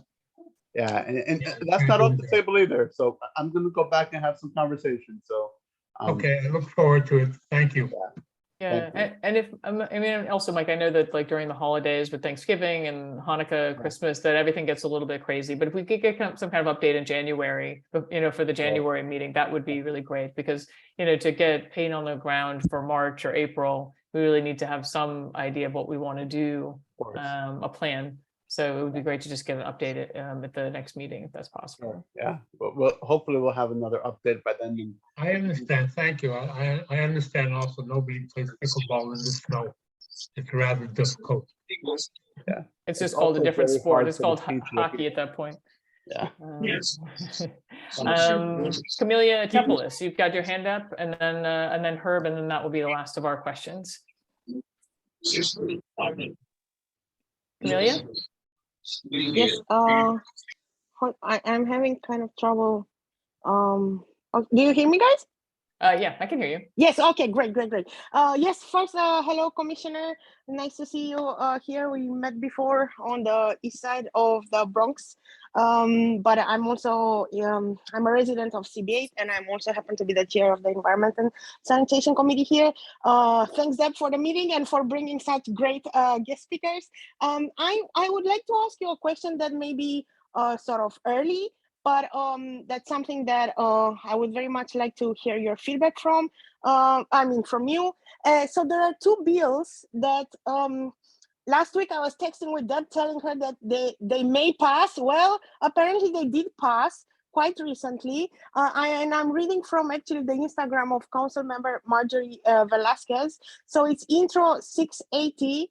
It's a local law in relation to a survey to determine the feasibility of creating small parks and green spaces on public streets with dead ends and vacant city-owned land near streets with dead ends. And then there's another intro 842 regarding parks capital projects, a local law in relation to requiring the Department of Parks and Recreation to develop a strategy to reduce the duration of its capital projects. I mean, my guess, at least on the second one, is that due to the pandemic-related delays that you mentioned before, a lot of the sort of projects got significantly delayed. So I guess my question for you is sort of initial thoughts on these, and then maybe at some point, probably in the future, if you would be able to come back to us with like how these bills would affect CB8 and specifics in relation to our parks, or I don't know, these dead end streets or other new green areas. Thank you so much. Camelia, it's great to see you. With both bills, I'm gonna have to discuss them internally with our government relations division, just to acclimate myself and get myself better acquainted with them to see where we are. And I will get you an update. Mike and I will circle back. I did read on the capital projects one, and I was present for Deputy Commissioner Therese Braddock and Commissioner Donohue's hearing when it was public. But let me confer with our division, and I'll get back to you on both, if that's okay. Yes, sure, absolutely. Thank you. And then maybe we can even do at some point when things kind of clarify, it'll be like a joint meeting to hear what is the potential here in CB8. Thank you again. Okay, you're very welcome. Thank you for the question. Thank you. And Herb, what is your question? Let's see. You're muted, Herb. Okay, now? Yep, I can I can hear you. So- Yeah. Sorry. Commissioner, you've been getting complaints to a pretty good degree and get beaten up.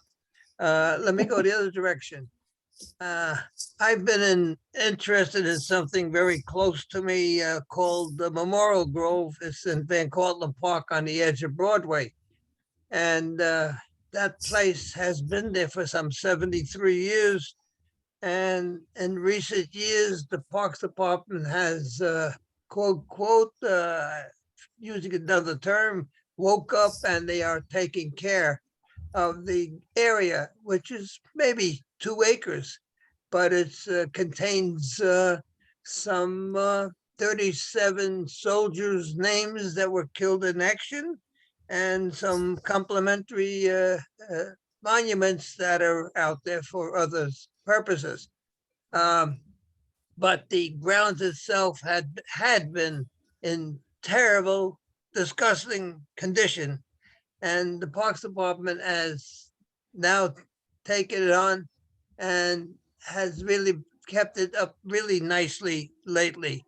Although there's always something more to be done, there's always something more to be added, but what we have is what we have at the moment. So Commissioner, compliment the Parks Department managers, please. Will do. Thank you. Thank you so Thanks, much. I Herb. appreciate it. Thank you, Herb. I was just gonna say, go ahead, Stephanie and Joe. Yay, tell the team. All right, thank you, and thank you, Herb. That's a great way to end and send the commissioner out. So thank you so much for your time. I really appreciate you coming on the call and and giving us all of your wisdom. And welcome to your first Community Board 8 meeting. Hopefully, it won't be your last. It won't. Thank you, everyone. Be well. Enjoy the holidays. Thank you. Yeah, and thank you, Mike. Yeah, happy holidays. Hey, Deb, Thank you, everyone. I also have Tyler and Greg from our forestry division. They're the director and deputy director respectively. I didn't see it on the agenda, but I know you had said an update on the trees. Yeah, so thank you, Mike. Around the Drone Park Reservoir, we know that there are 100 or so majestic pin oaks by and large, all very old, and many of them failed their inspection a few years ago. So Tyler and Greg, can you give us a kind of an update on kind of the status of determining which trees need to be removed and kind of the plan for doing that? Hi, Deborah. This is Tyler from Director of Forestry. I will allow Greg to elaborate on specifics with regards to the actual number of trees, if he does have that on hand. But we did take some time to review some older work orders, which I believe this original walkthrough has occurred pre-COVID, correct?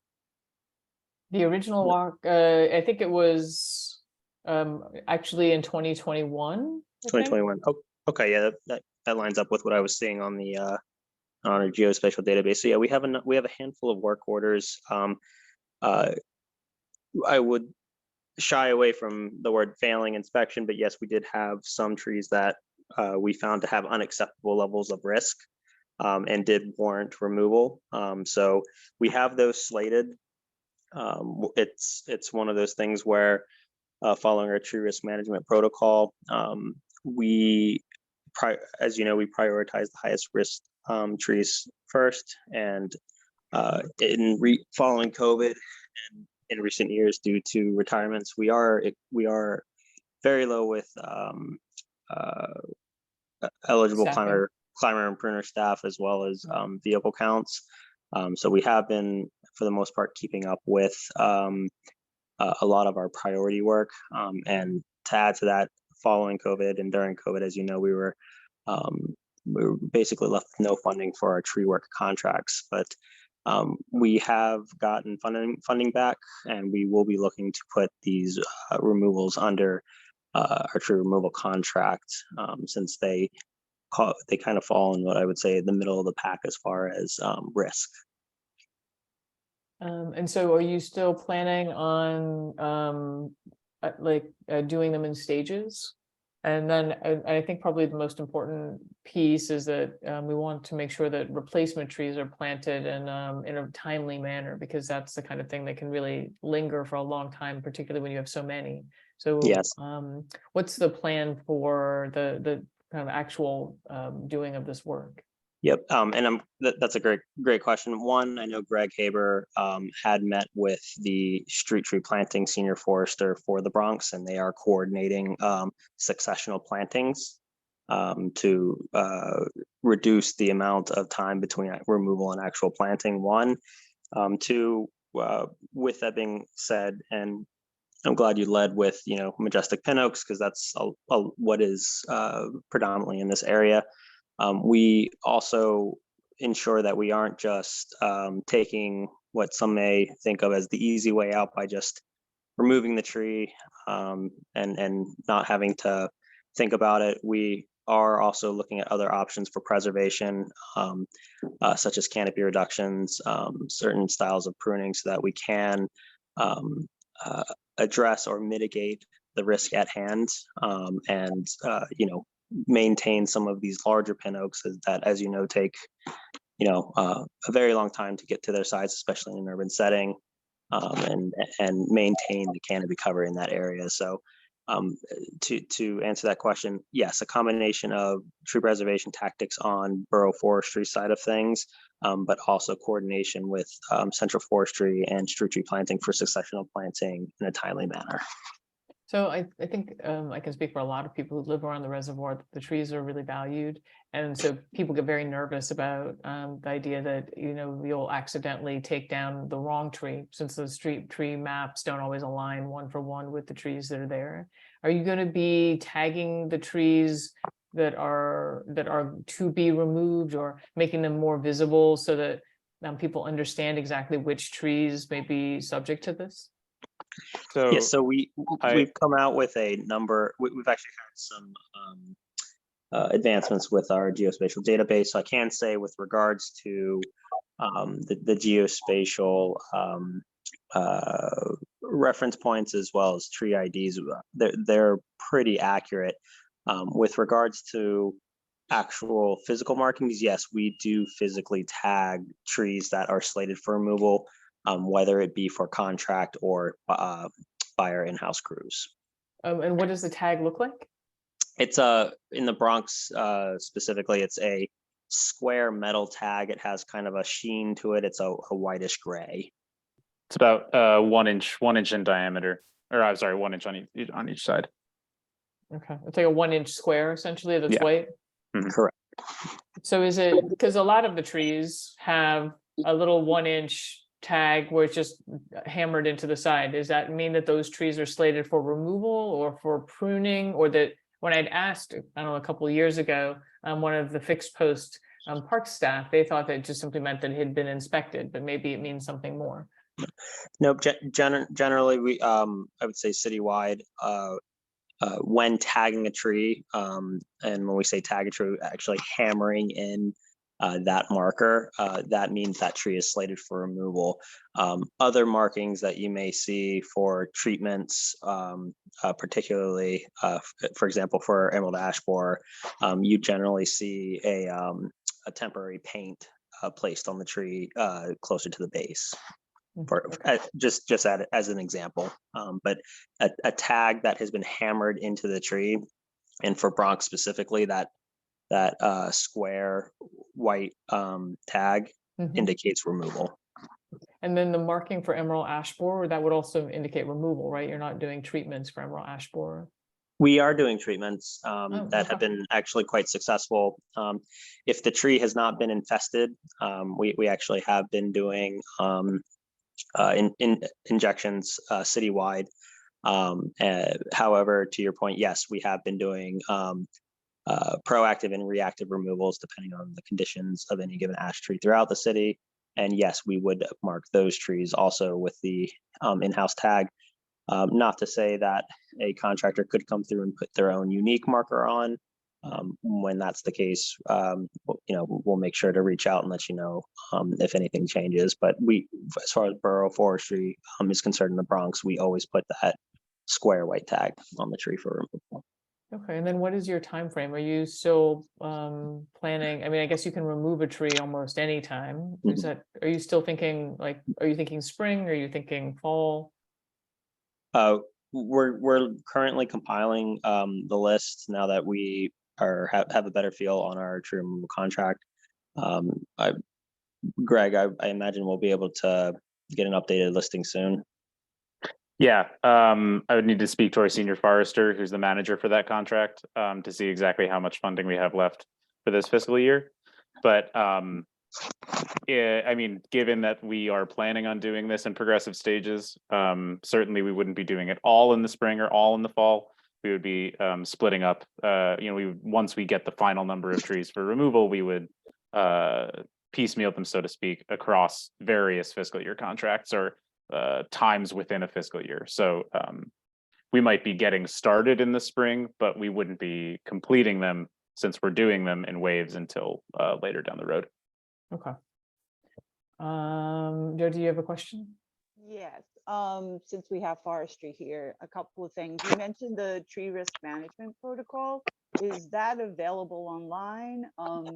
Yes, it is. Because down in Spuyten Duyvil, I know, I'm sure you heard about the tragic accident where a woman in a swimming pool was killed by a tree.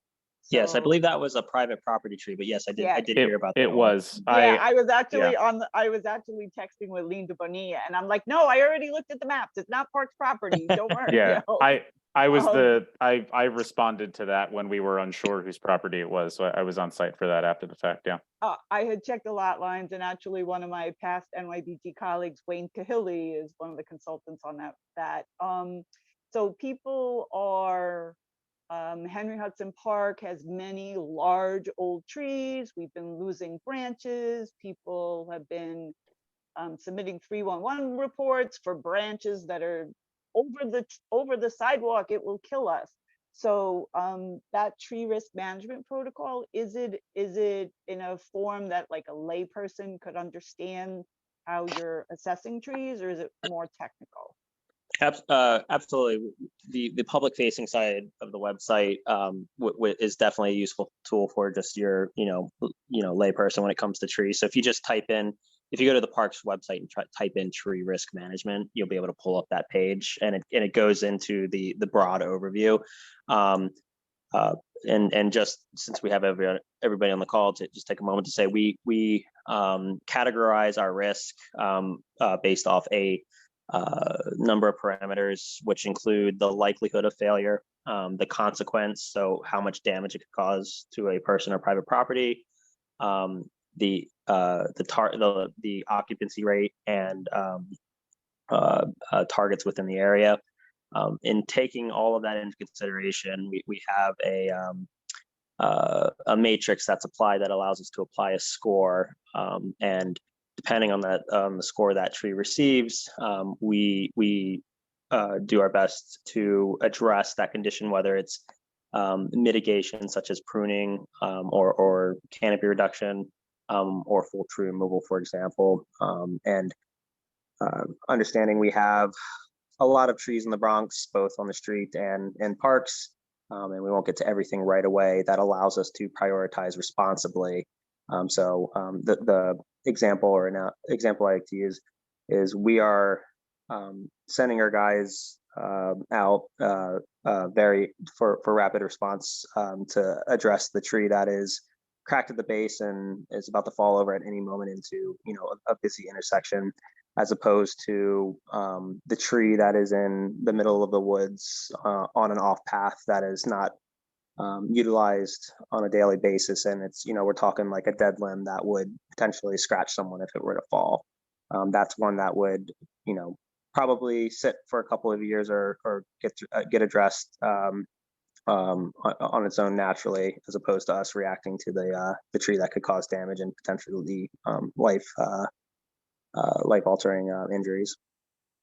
Or the one in Shorefront Park that you can't get a vehicle in because you don't know if the power lines are live or not. Yep, there's always the caveat of utilities, which, between alternate side parking not being enforced and utilities, I'm sure you can understand some of the frustrations we have on our end when trying to get those jobs done.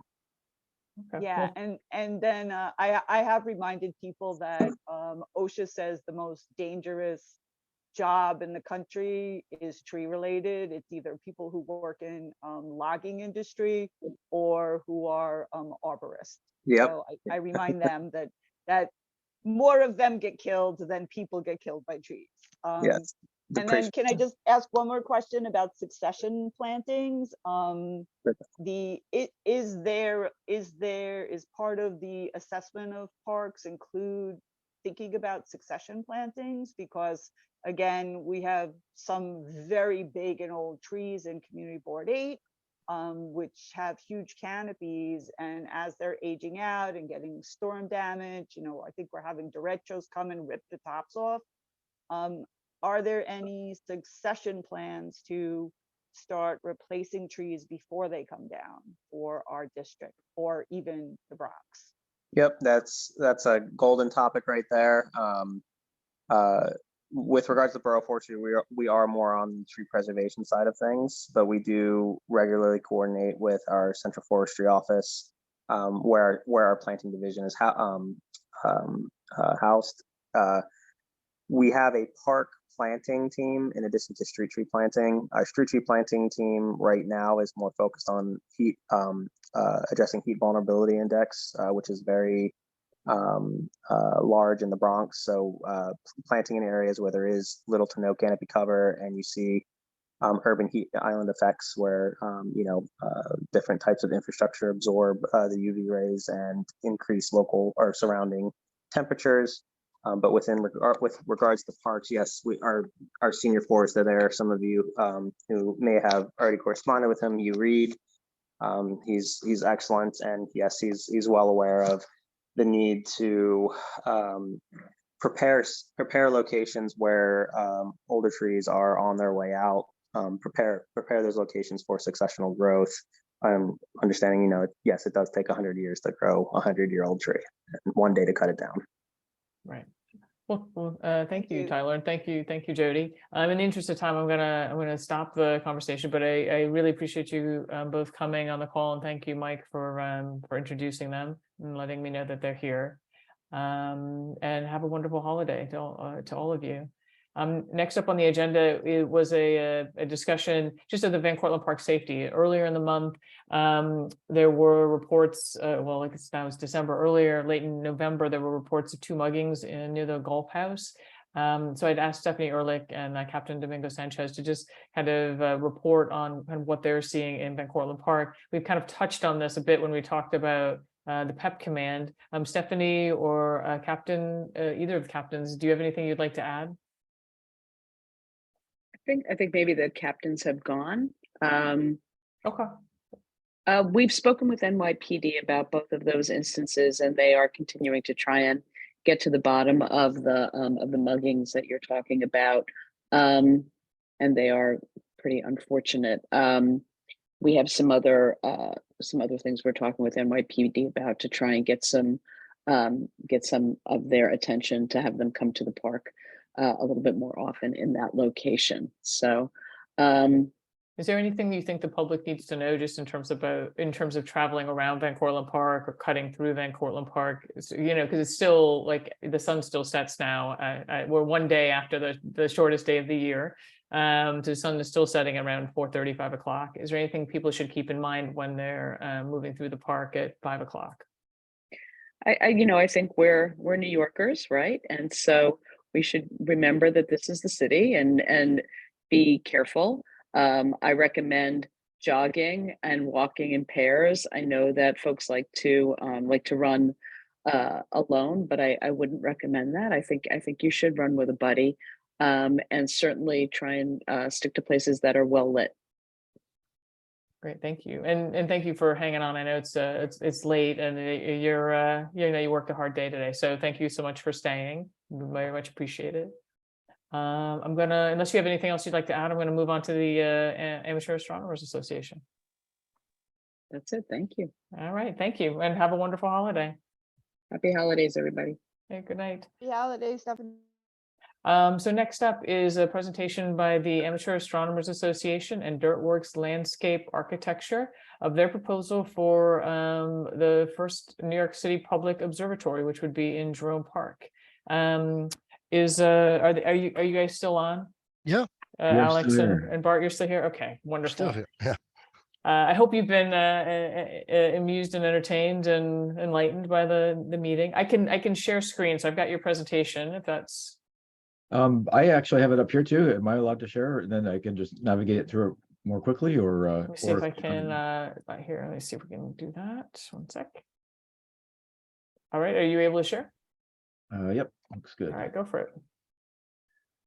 Does that look okay? Looks good to me. Great, so I'm going to drive us through this.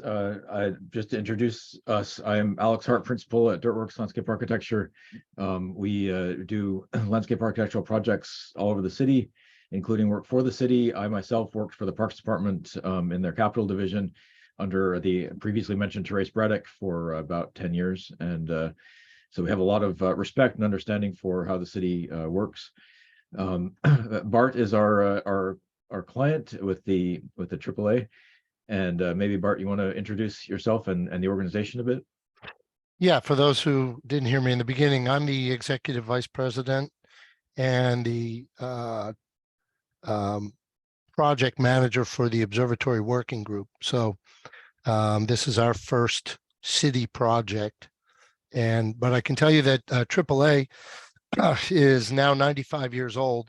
And we have been doing outreach events in New York City parks for at least, I'll say 60 or 70 years of that. And we just had an outreach event in Jerome Park 2 weeks ago with Sci-Fi, who you folks probably know from New York Public Radio. And that was a really successful event. We had about 60 or 70 people there and had a great time. So I'll let Alex take it away, and then I'll answer any questions if you have later. Great. I know the time is short, so we will step through this, but please stop me if there's any questions at all at any point. We feel like this is definitely one of the smaller types of projects that we usually work on, but it's important. We thought it was important enough to take it on. We love Bart's organization, and we hope you agree when you see this.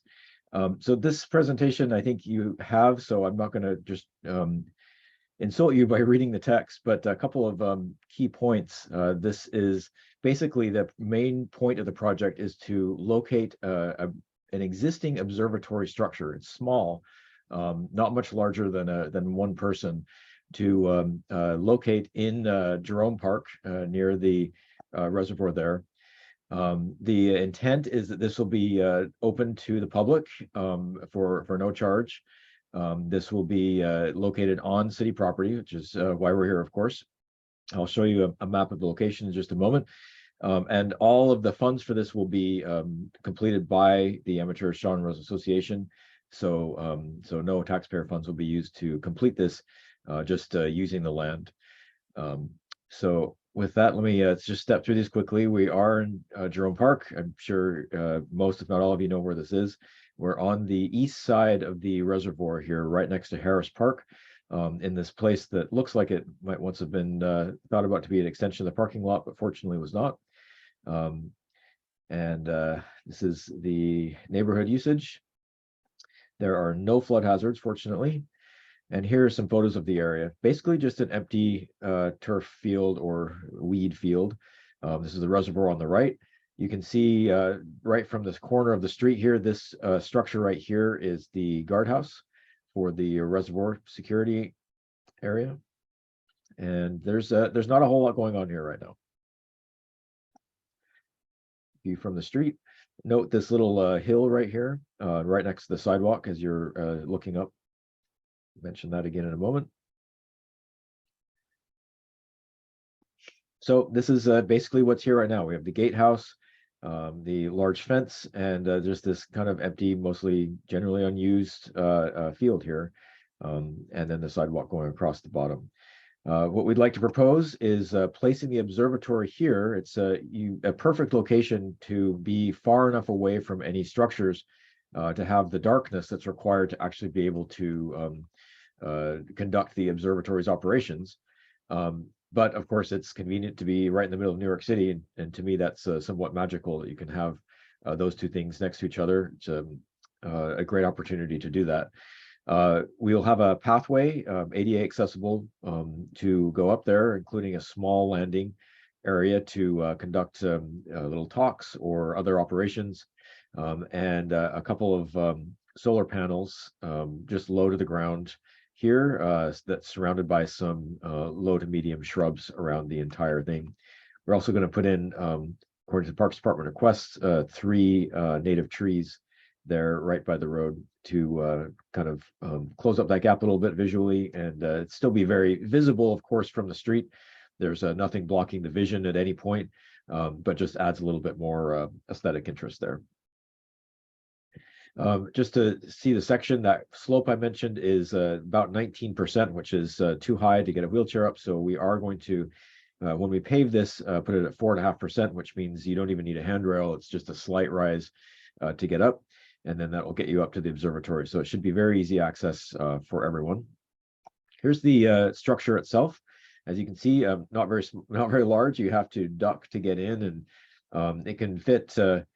I don't know. We'd say, Bart, maybe one person comfortably. Maybe you could fit more than one if you really had to. No, I think 2 or 3 people have been known to use it when it was being used at Nassau Community College. Okay, there's enough They're room in there comfortable with each other. Yeah. Right. All right.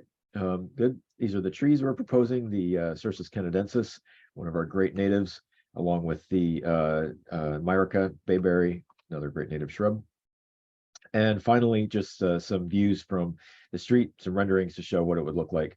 Again, it's not a large structure, so it just fits right in the landscape there.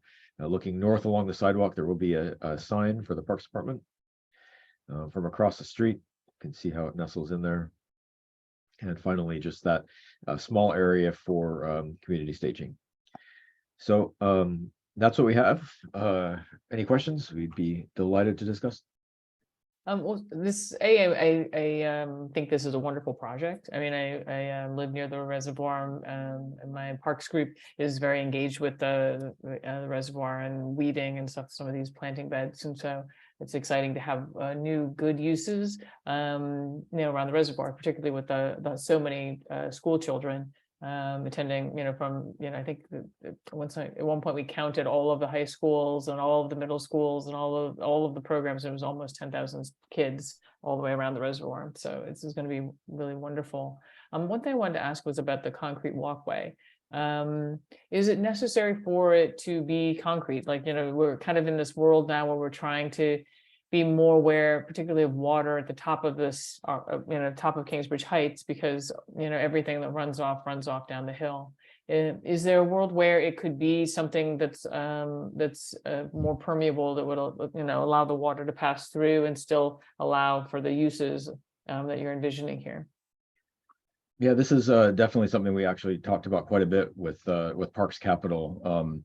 We had a couple of materials that we had looked at originally, and we considered several with them. This was the choice that they actually settled on.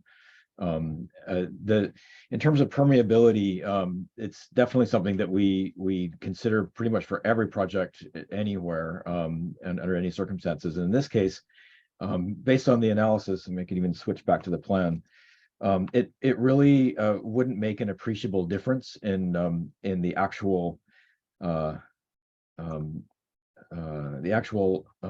guess environmental impact, you could say. Just because any water that comes here is almost immediately just going to go onto the permeable surface around it.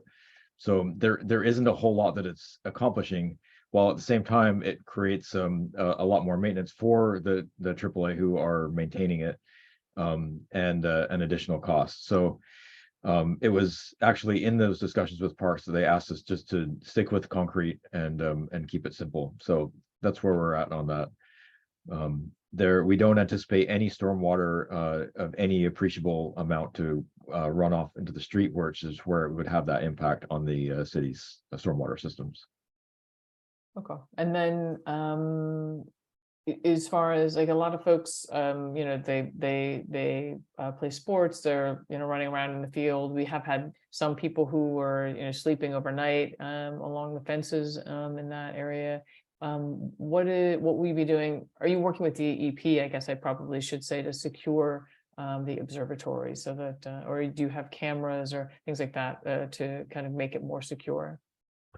I could probably answer that one. Yeah. First of all, right behind where the observatory is one of the DEP's mounted cameras on the fence. Okay. And we will probably also put in like I guess they call Ring is one of the companies, a security camera on the building itself, so that we would know if something is happening, if nobody happens to be there.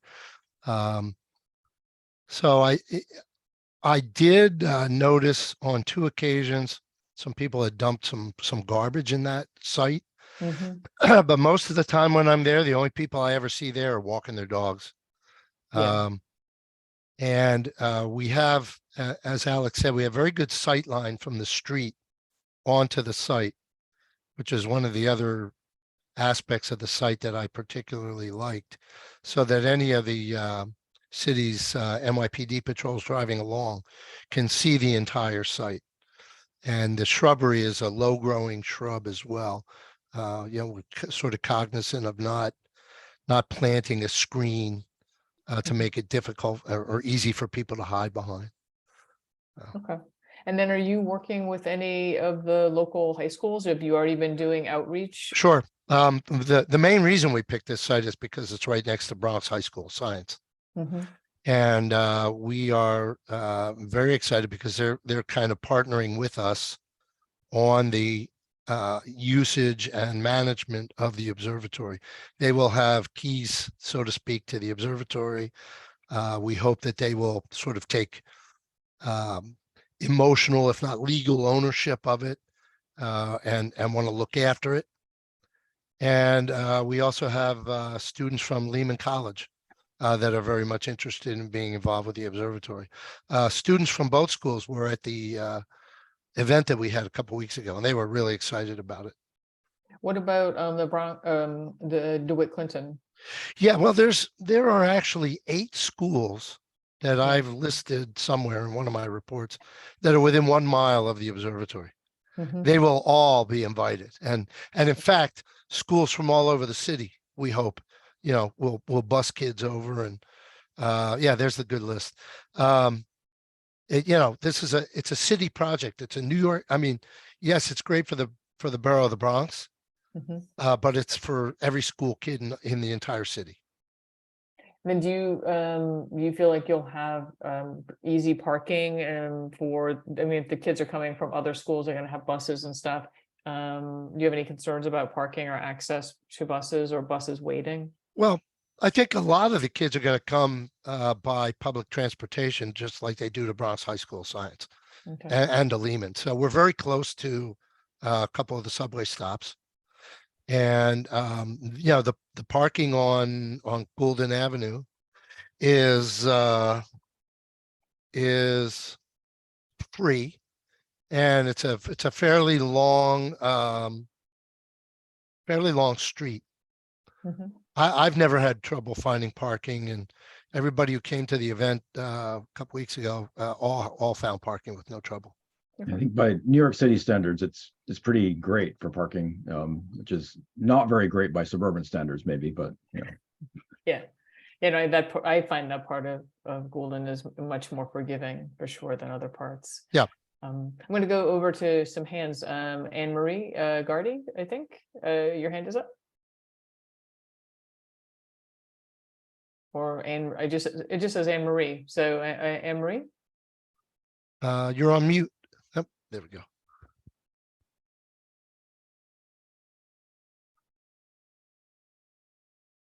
Anne Marie, you're on. Let me try to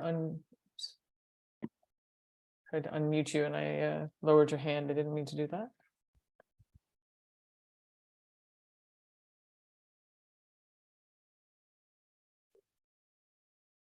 There we go. Are you able to speak now?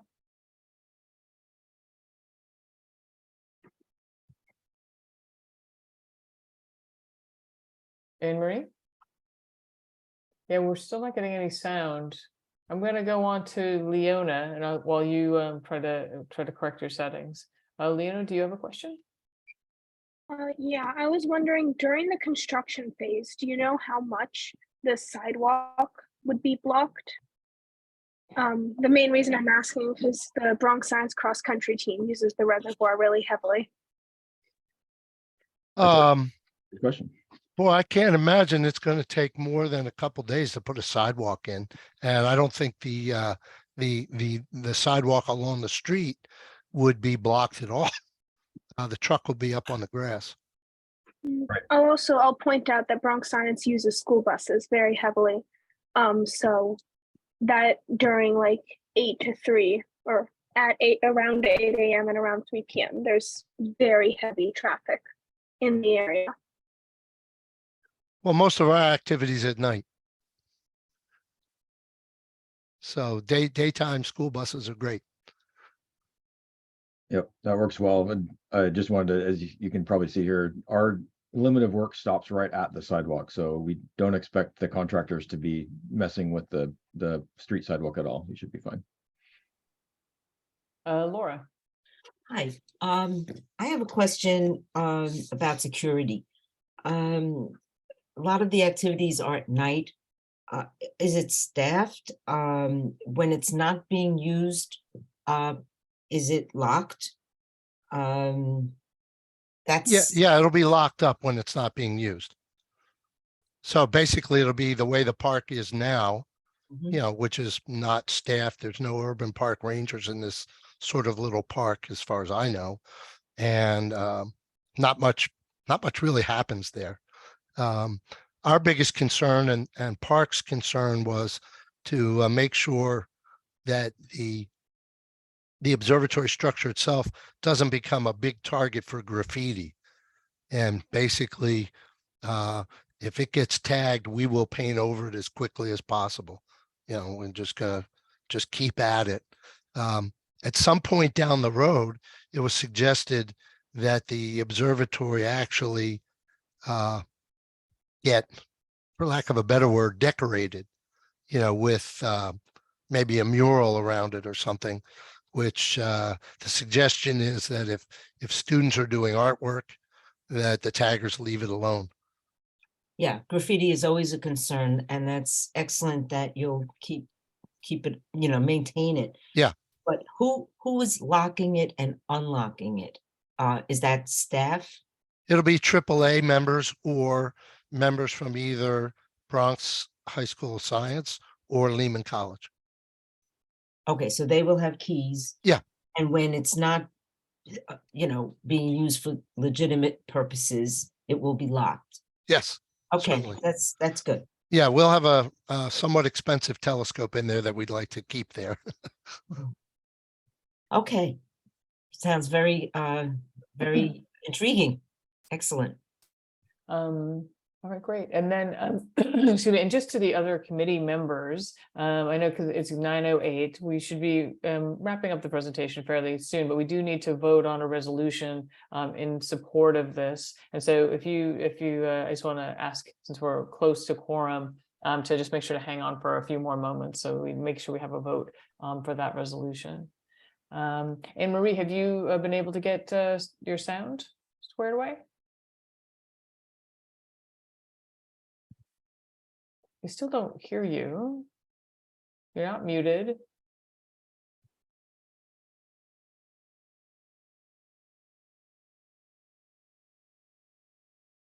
Maybe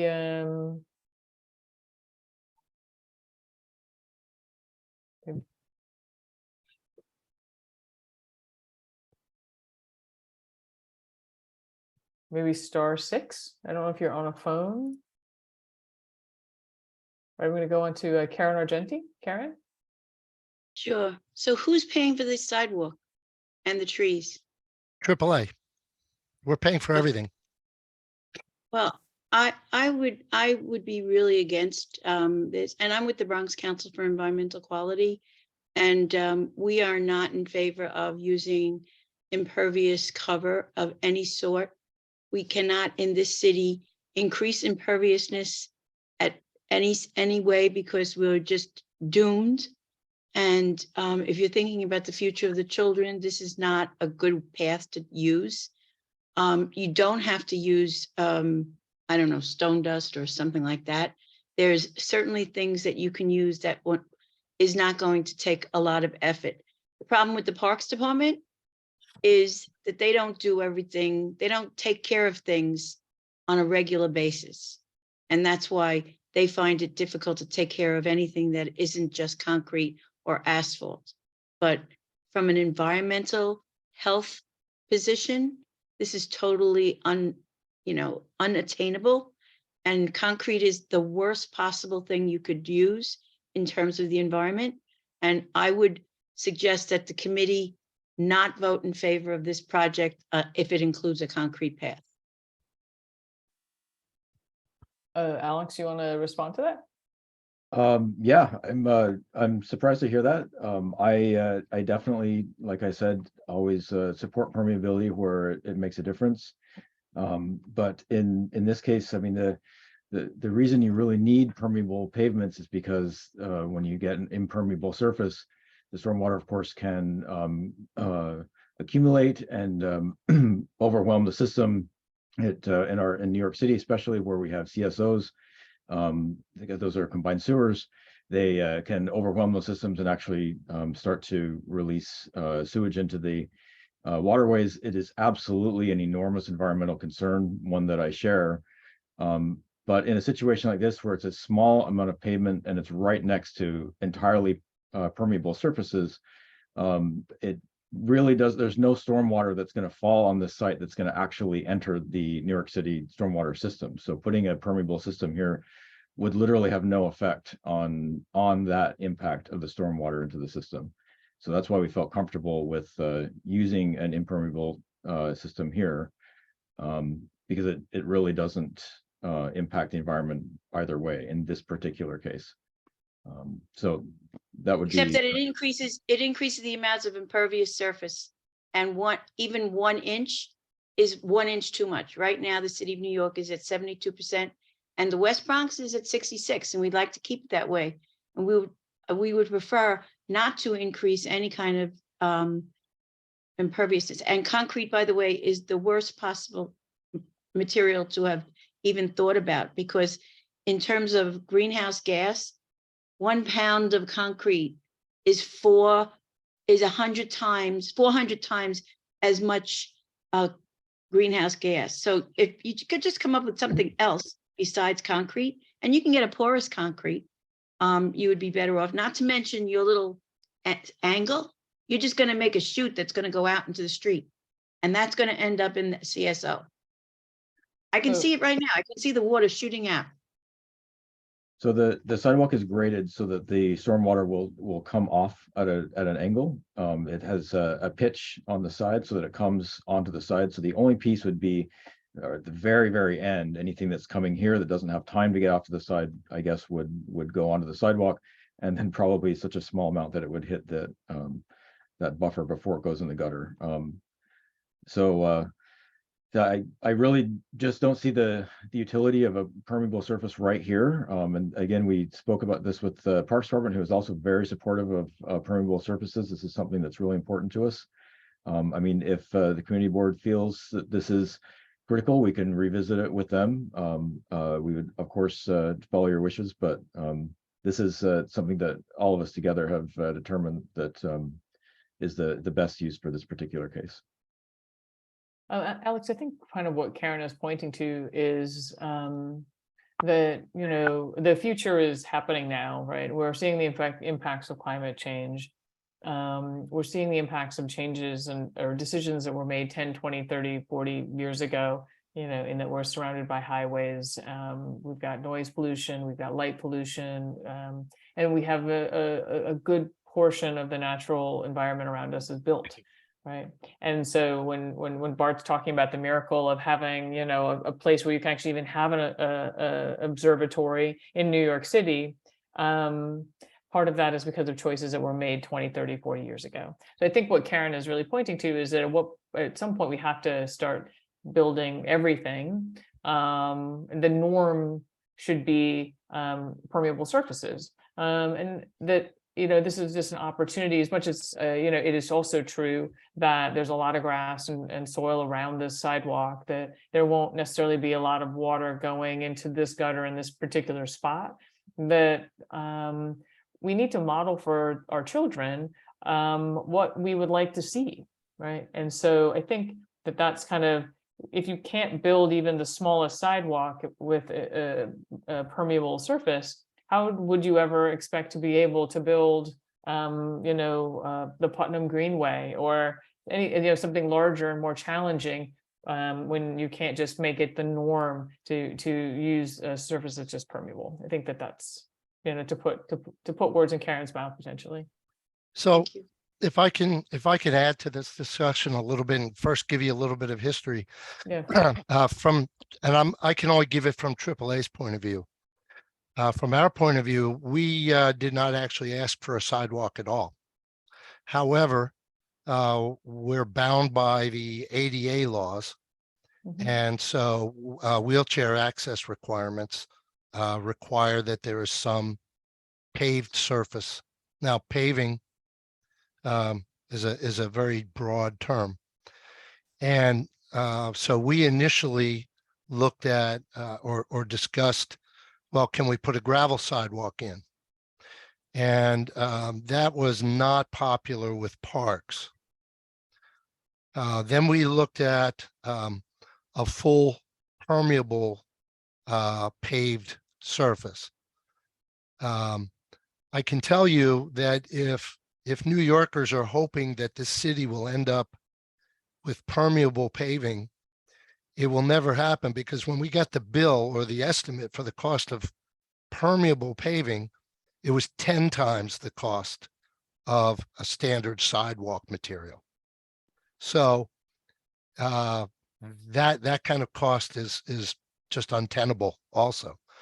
I would prefer that we go back and revisit a compacted gravel type of material which is also fully permeable, and we're the ones that have to maintain it. So we bear the brunt of that cost down the road. But it's up to parks.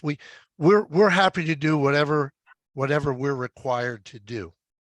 Yeah, and often it seems like the park's concern is really around maintenance. And so Yeah. in this case, if they're not maintaining it, and it's valid because they have to maintain, you know, a lot of different walkways. They're understaffed and under resourced, as we heard earlier on the call. But you know, this you would just have, it's just you maintaining this one space, and so there's an opportunity because of the small scale to maybe make it a model so that the students who come visit, you know, this is something that they can experience, right? Yeah, I mean, our whole approach to this has been it's a green project. We're not running any utility lines. We're generating our own electricity. We have a 0 carbon footprint, right? And yeah, it's true. When you make concrete, you generate carbon dioxide. We're aware of that. And from AAA's point of view, we're happy to put in whatever we are required to put in, and you know, and keep it as green as possible. So if it's not concrete, you know, we'll find some other solution. Okay, we appreciate that. Yeah. Okay. Anne Marie, are you able to speak now? One last try. You're not muted. Okay. So I just yeah, add one more Alex. point to that. I think, Absolutely. like I was saying with the our discussions with Parks, and I don't know if anyone from Parks is still on, but Mike is actually raising his hand right now. Yeah. oh, there he is. Okay, great. So we are at a place where unless it's like written into the resolution, we wouldn't be able to go back to Parks and suggest gravel again unless that's coming from community board. And as you know, they take community board's input very seriously, which is as it should be. So if this is desirable, I would ask you to please put that in the resolution, and then that gives us you know, a kind of a more official way to discuss that with Parks, I guess. Leave it a little bit open-ended, not just gravel. There might be something else. I don't, you know. Sure. Yeah. And maybe Mike can add to that more. I don't know. Right. Thanks, Alex, and Bart. You know, this is a project that when it first came across our emails, we were all very, very excited about at Parks. We thought this is, you know, a great thing. So we're extremely supportive, and we definitely want to see this happen much sooner than later. Actually, the AAA was trying to get this installed much earlier because they were having some issues with storage of the unit. But you know, they found a temporary home for it while we worked this out, which I'm sure is probably costing them some money as well. But the reason why we didn't want to go with gravel is because we know that gravel, unless it's constantly maintained, it's not a proper accessible surface. You know, we did look at this, and I know that our chief of design and many of our commissioners and chiefs in Capitol looked it over a number of times, and they really felt that the amount of pavement here really isn't as much. And as they mentioned, it is going to be pitched towards the grass. I think it's something that, you know, it's something that the community is greatly going to benefit from. I'm going to benefit from personally because I'll be taking my telescope out there as well. But you know, it's something I don't know if you guys are supportive of the project, but perhaps you're having an issue with the pavement. You know, I think it would be great if you can voice that, you know, that you approve the project, but you know, you want us to reconsider the pavement. I think that would be acceptable. Okay. Okay, thanks, Mike. So I want to bring it back into the committee here for a moment. So Leona and Rob and Ramdot, if Alex, can you stop sharing? Yep. Yeah, 1 second. Before you, Deb, can you hear me? Yes. Is this Anne Marie? Yeah. Yep. You're feeding back. So maybe are you on in two places?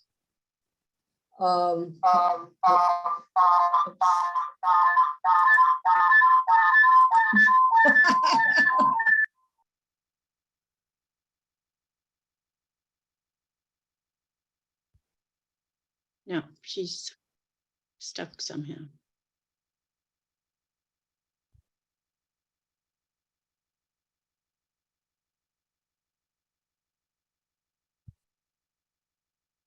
Deb, you're muted. And now I'm muted, yeah. At least it says something. And Maria, are you still there? All right, well, while Maybe she Anne can Marie maybe email comes her question. back. Yeah, maybe she can email. So as far as the resolution goes, I just wanted to kind of get the feel of the committee. We need to pass a resolution either in favor of this, because they're going to be going in front of the Public Design Commission in January, correct, Bart? Yes. And so they have requested a resolution in support of, or, opposed to, but not imposed. They haven't requested one opposed, but a resolution in support. So let me, I drafted something, but it's really just a place to start. Whereas the Amateur Astronomers Association presented their proposal for the first public observatory in New York City to be located in Jerome Park along Golden Avenue, adjacent to Jerome Park Reservoir Gatehouse number 5. And I just added, and this is where we should discuss, whereas the Amateur Astronomers Association are able to modify their plan to include a permeable walkway, whereas the Parks Department granted initial approval for the observatory structure, which previously resided on the campus of Nassau Community College in Garden City, New Jersey, to be transferred to the Amateur Astronomers Association to be used as a public observatory as part of their programming. Therefore, be it resolved, the Community Board 8 supports the proposal for the observatory as presented. I think it's at Garden City, New York. Oh, is it Garden City, New York? Yeah, it's Garden City, Long New York. Island. Oh, Long Yeah. Island. Okay, got it. Yeah. Okay. Ramdad and Leona, Rob, what do you think about the whereas regarding being able to modify their plan to include a permeable walkway? Deb, I think that's fine. But also I think I would add it to the therefore resolved as well. Because it says supports the proposal for the observatory as presented. Oh, yeah.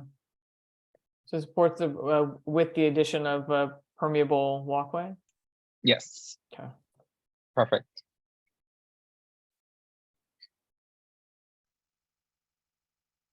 All right. That's great. Thank you, Ramdan. Anybody else have any opinions? So I would also add, I'm sorry, that you should say it's south of Gatehouse 5. Oh, if I can interrupt for a And second. it's not in Jerome Park. It's If- on Harris Park. So technically, it's in Harris Park, I think. If I can just interrupt for a second. Yeah. 2 weeks ago, I noticed that the gatehouse, it no longer exists. Not the gatehouse, the security booth. Really? Yeah, they raised it, and the foundation is still there, and there are construction there's construction gear there, so I don't know if they're building a new one, but the original one was torn down. But gatehouse number 5 is still there. Yeah, the gatehouse is there. Yeah. Oh, but the little guardhouse is Yeah, the gone. guardhouse no longer exists. So we're not talking about the guardhouse. We're talking Yeah, I about was just talking about the gatehouse. Right. building. Yeah. So it's Yeah. not. It's called Harris Park. Yep. You could say, adjacent to Jerome Park Reservoir, I guess, to make it more. But it's called Harris Park, and Oh, it's right. Yeah. and it's south of. It's adjacent to Jerome of- Park Reservoir, but it's south of. It's south of Adjacent Jerome Park Reservoir Gatehouse 5. along 'Cause it's Golden an empty- Avenue. Yeah, no, I know what you're talking about. It's adjacent to the Jerome. It's south of the Jerome Park Reservoir Gatehouse 5. Yes, right. Okay. The Jerome Park Reservoir Gatehouse 5. And you might throw in located in Community Board 8. Well, that's assumed. Okay, you're right. There's no universe outside of Community Board 8 except for what this observatory right. can see. Okay. Sorry, I'm just, Yeah, no, I know. It's okay. Anything else? Mike, do you have your hand up for this, or is that from before? Yeah, I do. I can confirm tomorrow, but I actually do think it's Jerome Park. Because I think Harris Park is across the street. I thought it was Harris Field across the street, Harris Park It's Harris, adjacent it's to Harris Field, the, yes. or adjacent to the reservoir, and then it's Jerome Park on the other side of the gatehouse. Yeah, it's awful. Okay. Well, that we can, that's to be determined. We can figure that out. Yeah, we can double check that, but my understanding is that Jerome Park is where the exercise equipment is, north of the gatehouse. And the Harris Park is south of the gatehouse before you get to the Lehman parking lot. Well, actually, the whole thing on the reservoir side is Harris Park. Karen's right. Can you hear me? Yes. Oh, finally. Oh, it's Anne Marie. It's definitely Harris Park. Yes, right. It's definitely Harris Park. The name Jerome Park was made up during the fight about the filtration plant by one of the former parks commissioners. It was deeded over when the reservoir in the 1930s, and actually all of the land between Goulden Avenue and the reservoir is Harris Park, including where the parking lot is. There's that land was stolen by Leland College, they got the permission of. Hunter College did it, not Leland. Right, Hunter. They got it through the borough presidents, well, whatever their prior names were. And they were supposed to build a running track there and instead built a parking lot. So it's Harris Park. I wanted to offer my strong support for what you're doing. And I want to get a set of keys. Just join AAA. Right, I will. Become a member and you'll be able to use it whenever you want. Right, I want to join. I think that it's a great addition to the community, and because there's a lack of lights, hopefully around the reservoir right there, you see properly up into the sky. So I look forward to meeting you in person. My pleasure. Thank you. One question on the lack of lights. We do have a budget priority requesting additional park style lighting along Goulden Avenue because we've had a kind of steady stream of complaints about it just feeling unsafe along Goulden. And particularly since you'll be there after dark. Is there a world where you could foresee, like I've been at dark sky parks before, they have special lighting that just goes downward and allows you to see, kind of gives you maybe a little bit of ambient lighting, but allows you to feel a little bit safer. Sure, I can answer that very easily. Yeah. It depends on who's putting the lighting in. So if it's parks and we're all involved, then yes, we put in the correct properly shielded lighting that will only illuminate down onto the sidewalk and not scatter all over the place. And that's easy to do. If it's the Department of Transportation or the city's street lighting, then it's much more involved to get them on board. So one of the things that we're going to try and do down the road in the near term is that there is one particular street light that does shine onto the site. Right. And we're going to ask them either to replace it with a shielded fixture or to add shielding to it. And we'll be happy to pay for it. So then it's just a matter of, having them agree to do it. The reservoir has, I think, just a couple of small lights that go around on the other side of the fence. They are totally unobtrusive. And then for observing that's done within the dome itself, that cuts off almost all the ground level lighting anyway. Right now, when we have group events where we might have 20 or 30 telescopes out on the lawn there, they have to contend with ground lighting. But it's a it's a situation where we always have to contend with the overall sky glow of New York.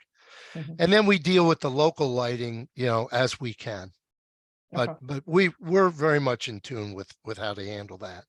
Okay, all right, great. And then, I have- May Laura I has- intrude? Oh, sorry. This is Please. Anne Marie. I had one more point to make. Yes, absolutely. Which is that this, you might not be aware of this because it doesn't sound like you've been in contact with the DEP. The DEP has a 15-foot right-of-way along the edge of the reservoir. They have it deeded in terms of the land that went through the Lehman parking lot. It's in, it's in writing, it's deeded. So I just want you to be aware of that. So I don't know how far away the telescope is from the wall. I think your solar panel is next to the wall and the bushes might be next to the wall, but definitely make sure that you get DEP's okay before you do this. The right of way doesn't show up on any of the maps. No, it's not on the maps. It's not on the maps. You don't know it, but there's a lot of infrastructure underneath where you're going to be. The old Croton Aqueduct is there, and no building can be built over there. But the DEP has the right on the Lehman parking lot to access the reservoir from outside of the fence. I know all of this stuff. You can trust me. Sure. I'm not making this up. So the DEP requested us through Parks. The DEP was consulted initially. We were looking at putting the dome on the other side, on the north side turf area. Right. But they said that there's a lot of underground infrastructure there, and they specifically requested that we move to the other side. So they're aware of where we're going to be. They actually asked us to be there, which is a good thing. Right. Okay, but do they know how close you are to the wall? I don't think we're 15 feet to the wall. The We're dome is about 35 feet or 40 feet. Yeah, about 40 feet. Yeah. Oh, okay. Then there's no problem. Okay. Is that your last question, Anne Marie? Yes, I'm sorry for interrupting. No, it's totally fine. I'm gonna go with Laura, and then because of the hour, I just want to get a vote from the committee on this resolution, so we have this done, so that we don't lose anybody. I just wanted to throw out, is it possible you may want to put something in about their collaboration with the schools in a whereas? Whereas you mean whereas they are collaborating with Bronx Science and the schools, simply because it's not something that's open to the public. You need to be a member, I believe, of the. Well, the events are open to the public. The events, yeah, we have public events, and in fact, it's we're incorporated as part of our corporate charter that we're an educational corporation, and that we do events for the public. I think that's something that might go in because questions will be asked about that, who could use it, etc. Deb, so. Okay. Yeah. Because they just did an event and a lot of people went a couple weeks ago. Right, so. Yeah. Okay, so I'll come up with some language around that. Just to consider that, yeah. Okay. So I just want to call the vote on the resolution due to the hour. So I will add, I will add one whereas, just mentioning that they are cooperating with Bronx Science, working in collaboration with Bronx Science and Lehman. And that they'll be will be hosting public astronomy events. So and that they will maintain it. That you might even want to say, these were things people will ask, that they are 100%. They will maintain the structure. Yeah, and by the way, that's part of our written proposal, our legal proposal to Parks that they accepted. Yeah, was based on that very thing. Right. So we mimic that. Yeah. Yeah. Okay. Does anybody? Do I have someone to call the vote? I would like to call the vote. Do I have a second to call the vote for the resolution? I guess I second it. I guess so. It's so late. I can't even remember what I'm doing anymore. Is there anybody opposed to this resolution? Anybody abstaining? All right. So those in favor are Ramdat, Rob, Leona, and me. And then we lost Bob Bender a little bit ago. Yeah, Um, so I guess, does it make sense to add absent Bob and David then? Well, David's already absent on the roll call, Right, so right. that's For implied, Bob, but yeah, but we can, so for Bob, yeah. he's essentially absent. Okay. All right. So I will kind of pull that language together and I'll get that to you because I know you need that for your PDC meeting. And then Jody, did you have a short question or did you Yes, have a short question? Okay. You've mentioned events with 20 to 30 people. All of the registered parks groups do have to apply for special event permits. Is your contract with the Parks Department, does it cover the events, or will you be getting special event permits for each event? Yeah, our agreement with Parks is that we have the right to use the site basically 24/7, 365. So the event that we just had, since we don't have our facility built yet, we actually did apply for and got an event permit. In fact, we had two. That was actually the rain date was our was actually what we had to go with. But yeah, moving forward, once we're in there, then we have the right to be there because we have to, we have to be able to get in there to maintain it as well and safeguard it and basically look after the place. I think it's a good addition to a relatively little used part of New York City. Yeah, Every time I've been there, it's been almost totally empty. Yeah, I know. I don't know if you heard the issue that we're having with people holding events that take 20 to 30 people at them and aren't going through the approval process. So that's why I was asking, because 24/7 access is one thing, but events with 20 plus people is a different category. So yeah, for any large events, if we have some events. We just had one in Central Park. We had about 800 people. Now that'd be great if we could get 800 people up to the Bronx, but let's say it's 100 or 200. Then we would definitely be working not just with Parks but also NYPD to make sure.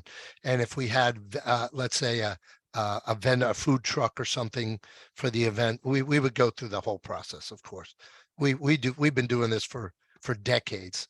So yeah, we're very, very knowledgeable in that one. Thank you though. Yeah, I mean, I do think it's probably worth saying that once the water is back in the reservoir, it will be good to remember that it does carry sound. So right now it's well positioned because it's behind the schools and it's not really near that it's like a block away from housing. But that once the water is back, you may want to just be more aware of sound for sure. I'm sure they're aware that this will be voted on by the full board on January 10th. And we'll get that right out to you. Yep. Because from here, that's our process. Okay. Thank you. Yep. Great. Yeah. Thank you very much. Yeah. Thank you so much for staying and for the presentation. We're really excited about the project. I'm going to move on to the next agenda item, which is just really old business. The new PEP command we talked about at the beginning of the meeting. What I would like to do as a next step is I think that we should pass a resolution which is just simply stronger than a letter, and that the resolution, I would like to align it with our budget priorities. So in January, February, when we're talking about the budget priorities and what we would like to ask for to support the PEP command, that we also include that in our resolution, and that we then use that as kind of something we then use that, we give it to Community Board 7, we give it to Community Board 12, and try to encourage them to do the same, so that all of the community boards around the Van Cortlandt Park are kind of advocating for the same things. So I wanted to get your take on that to the people who are on the committee, Ramdad and Rob and Leona. Your thoughts? Does that make sense? As for follow-up? That seems reasonable, yeah. Seems reasonable. Any other ideas? Any other suggestions?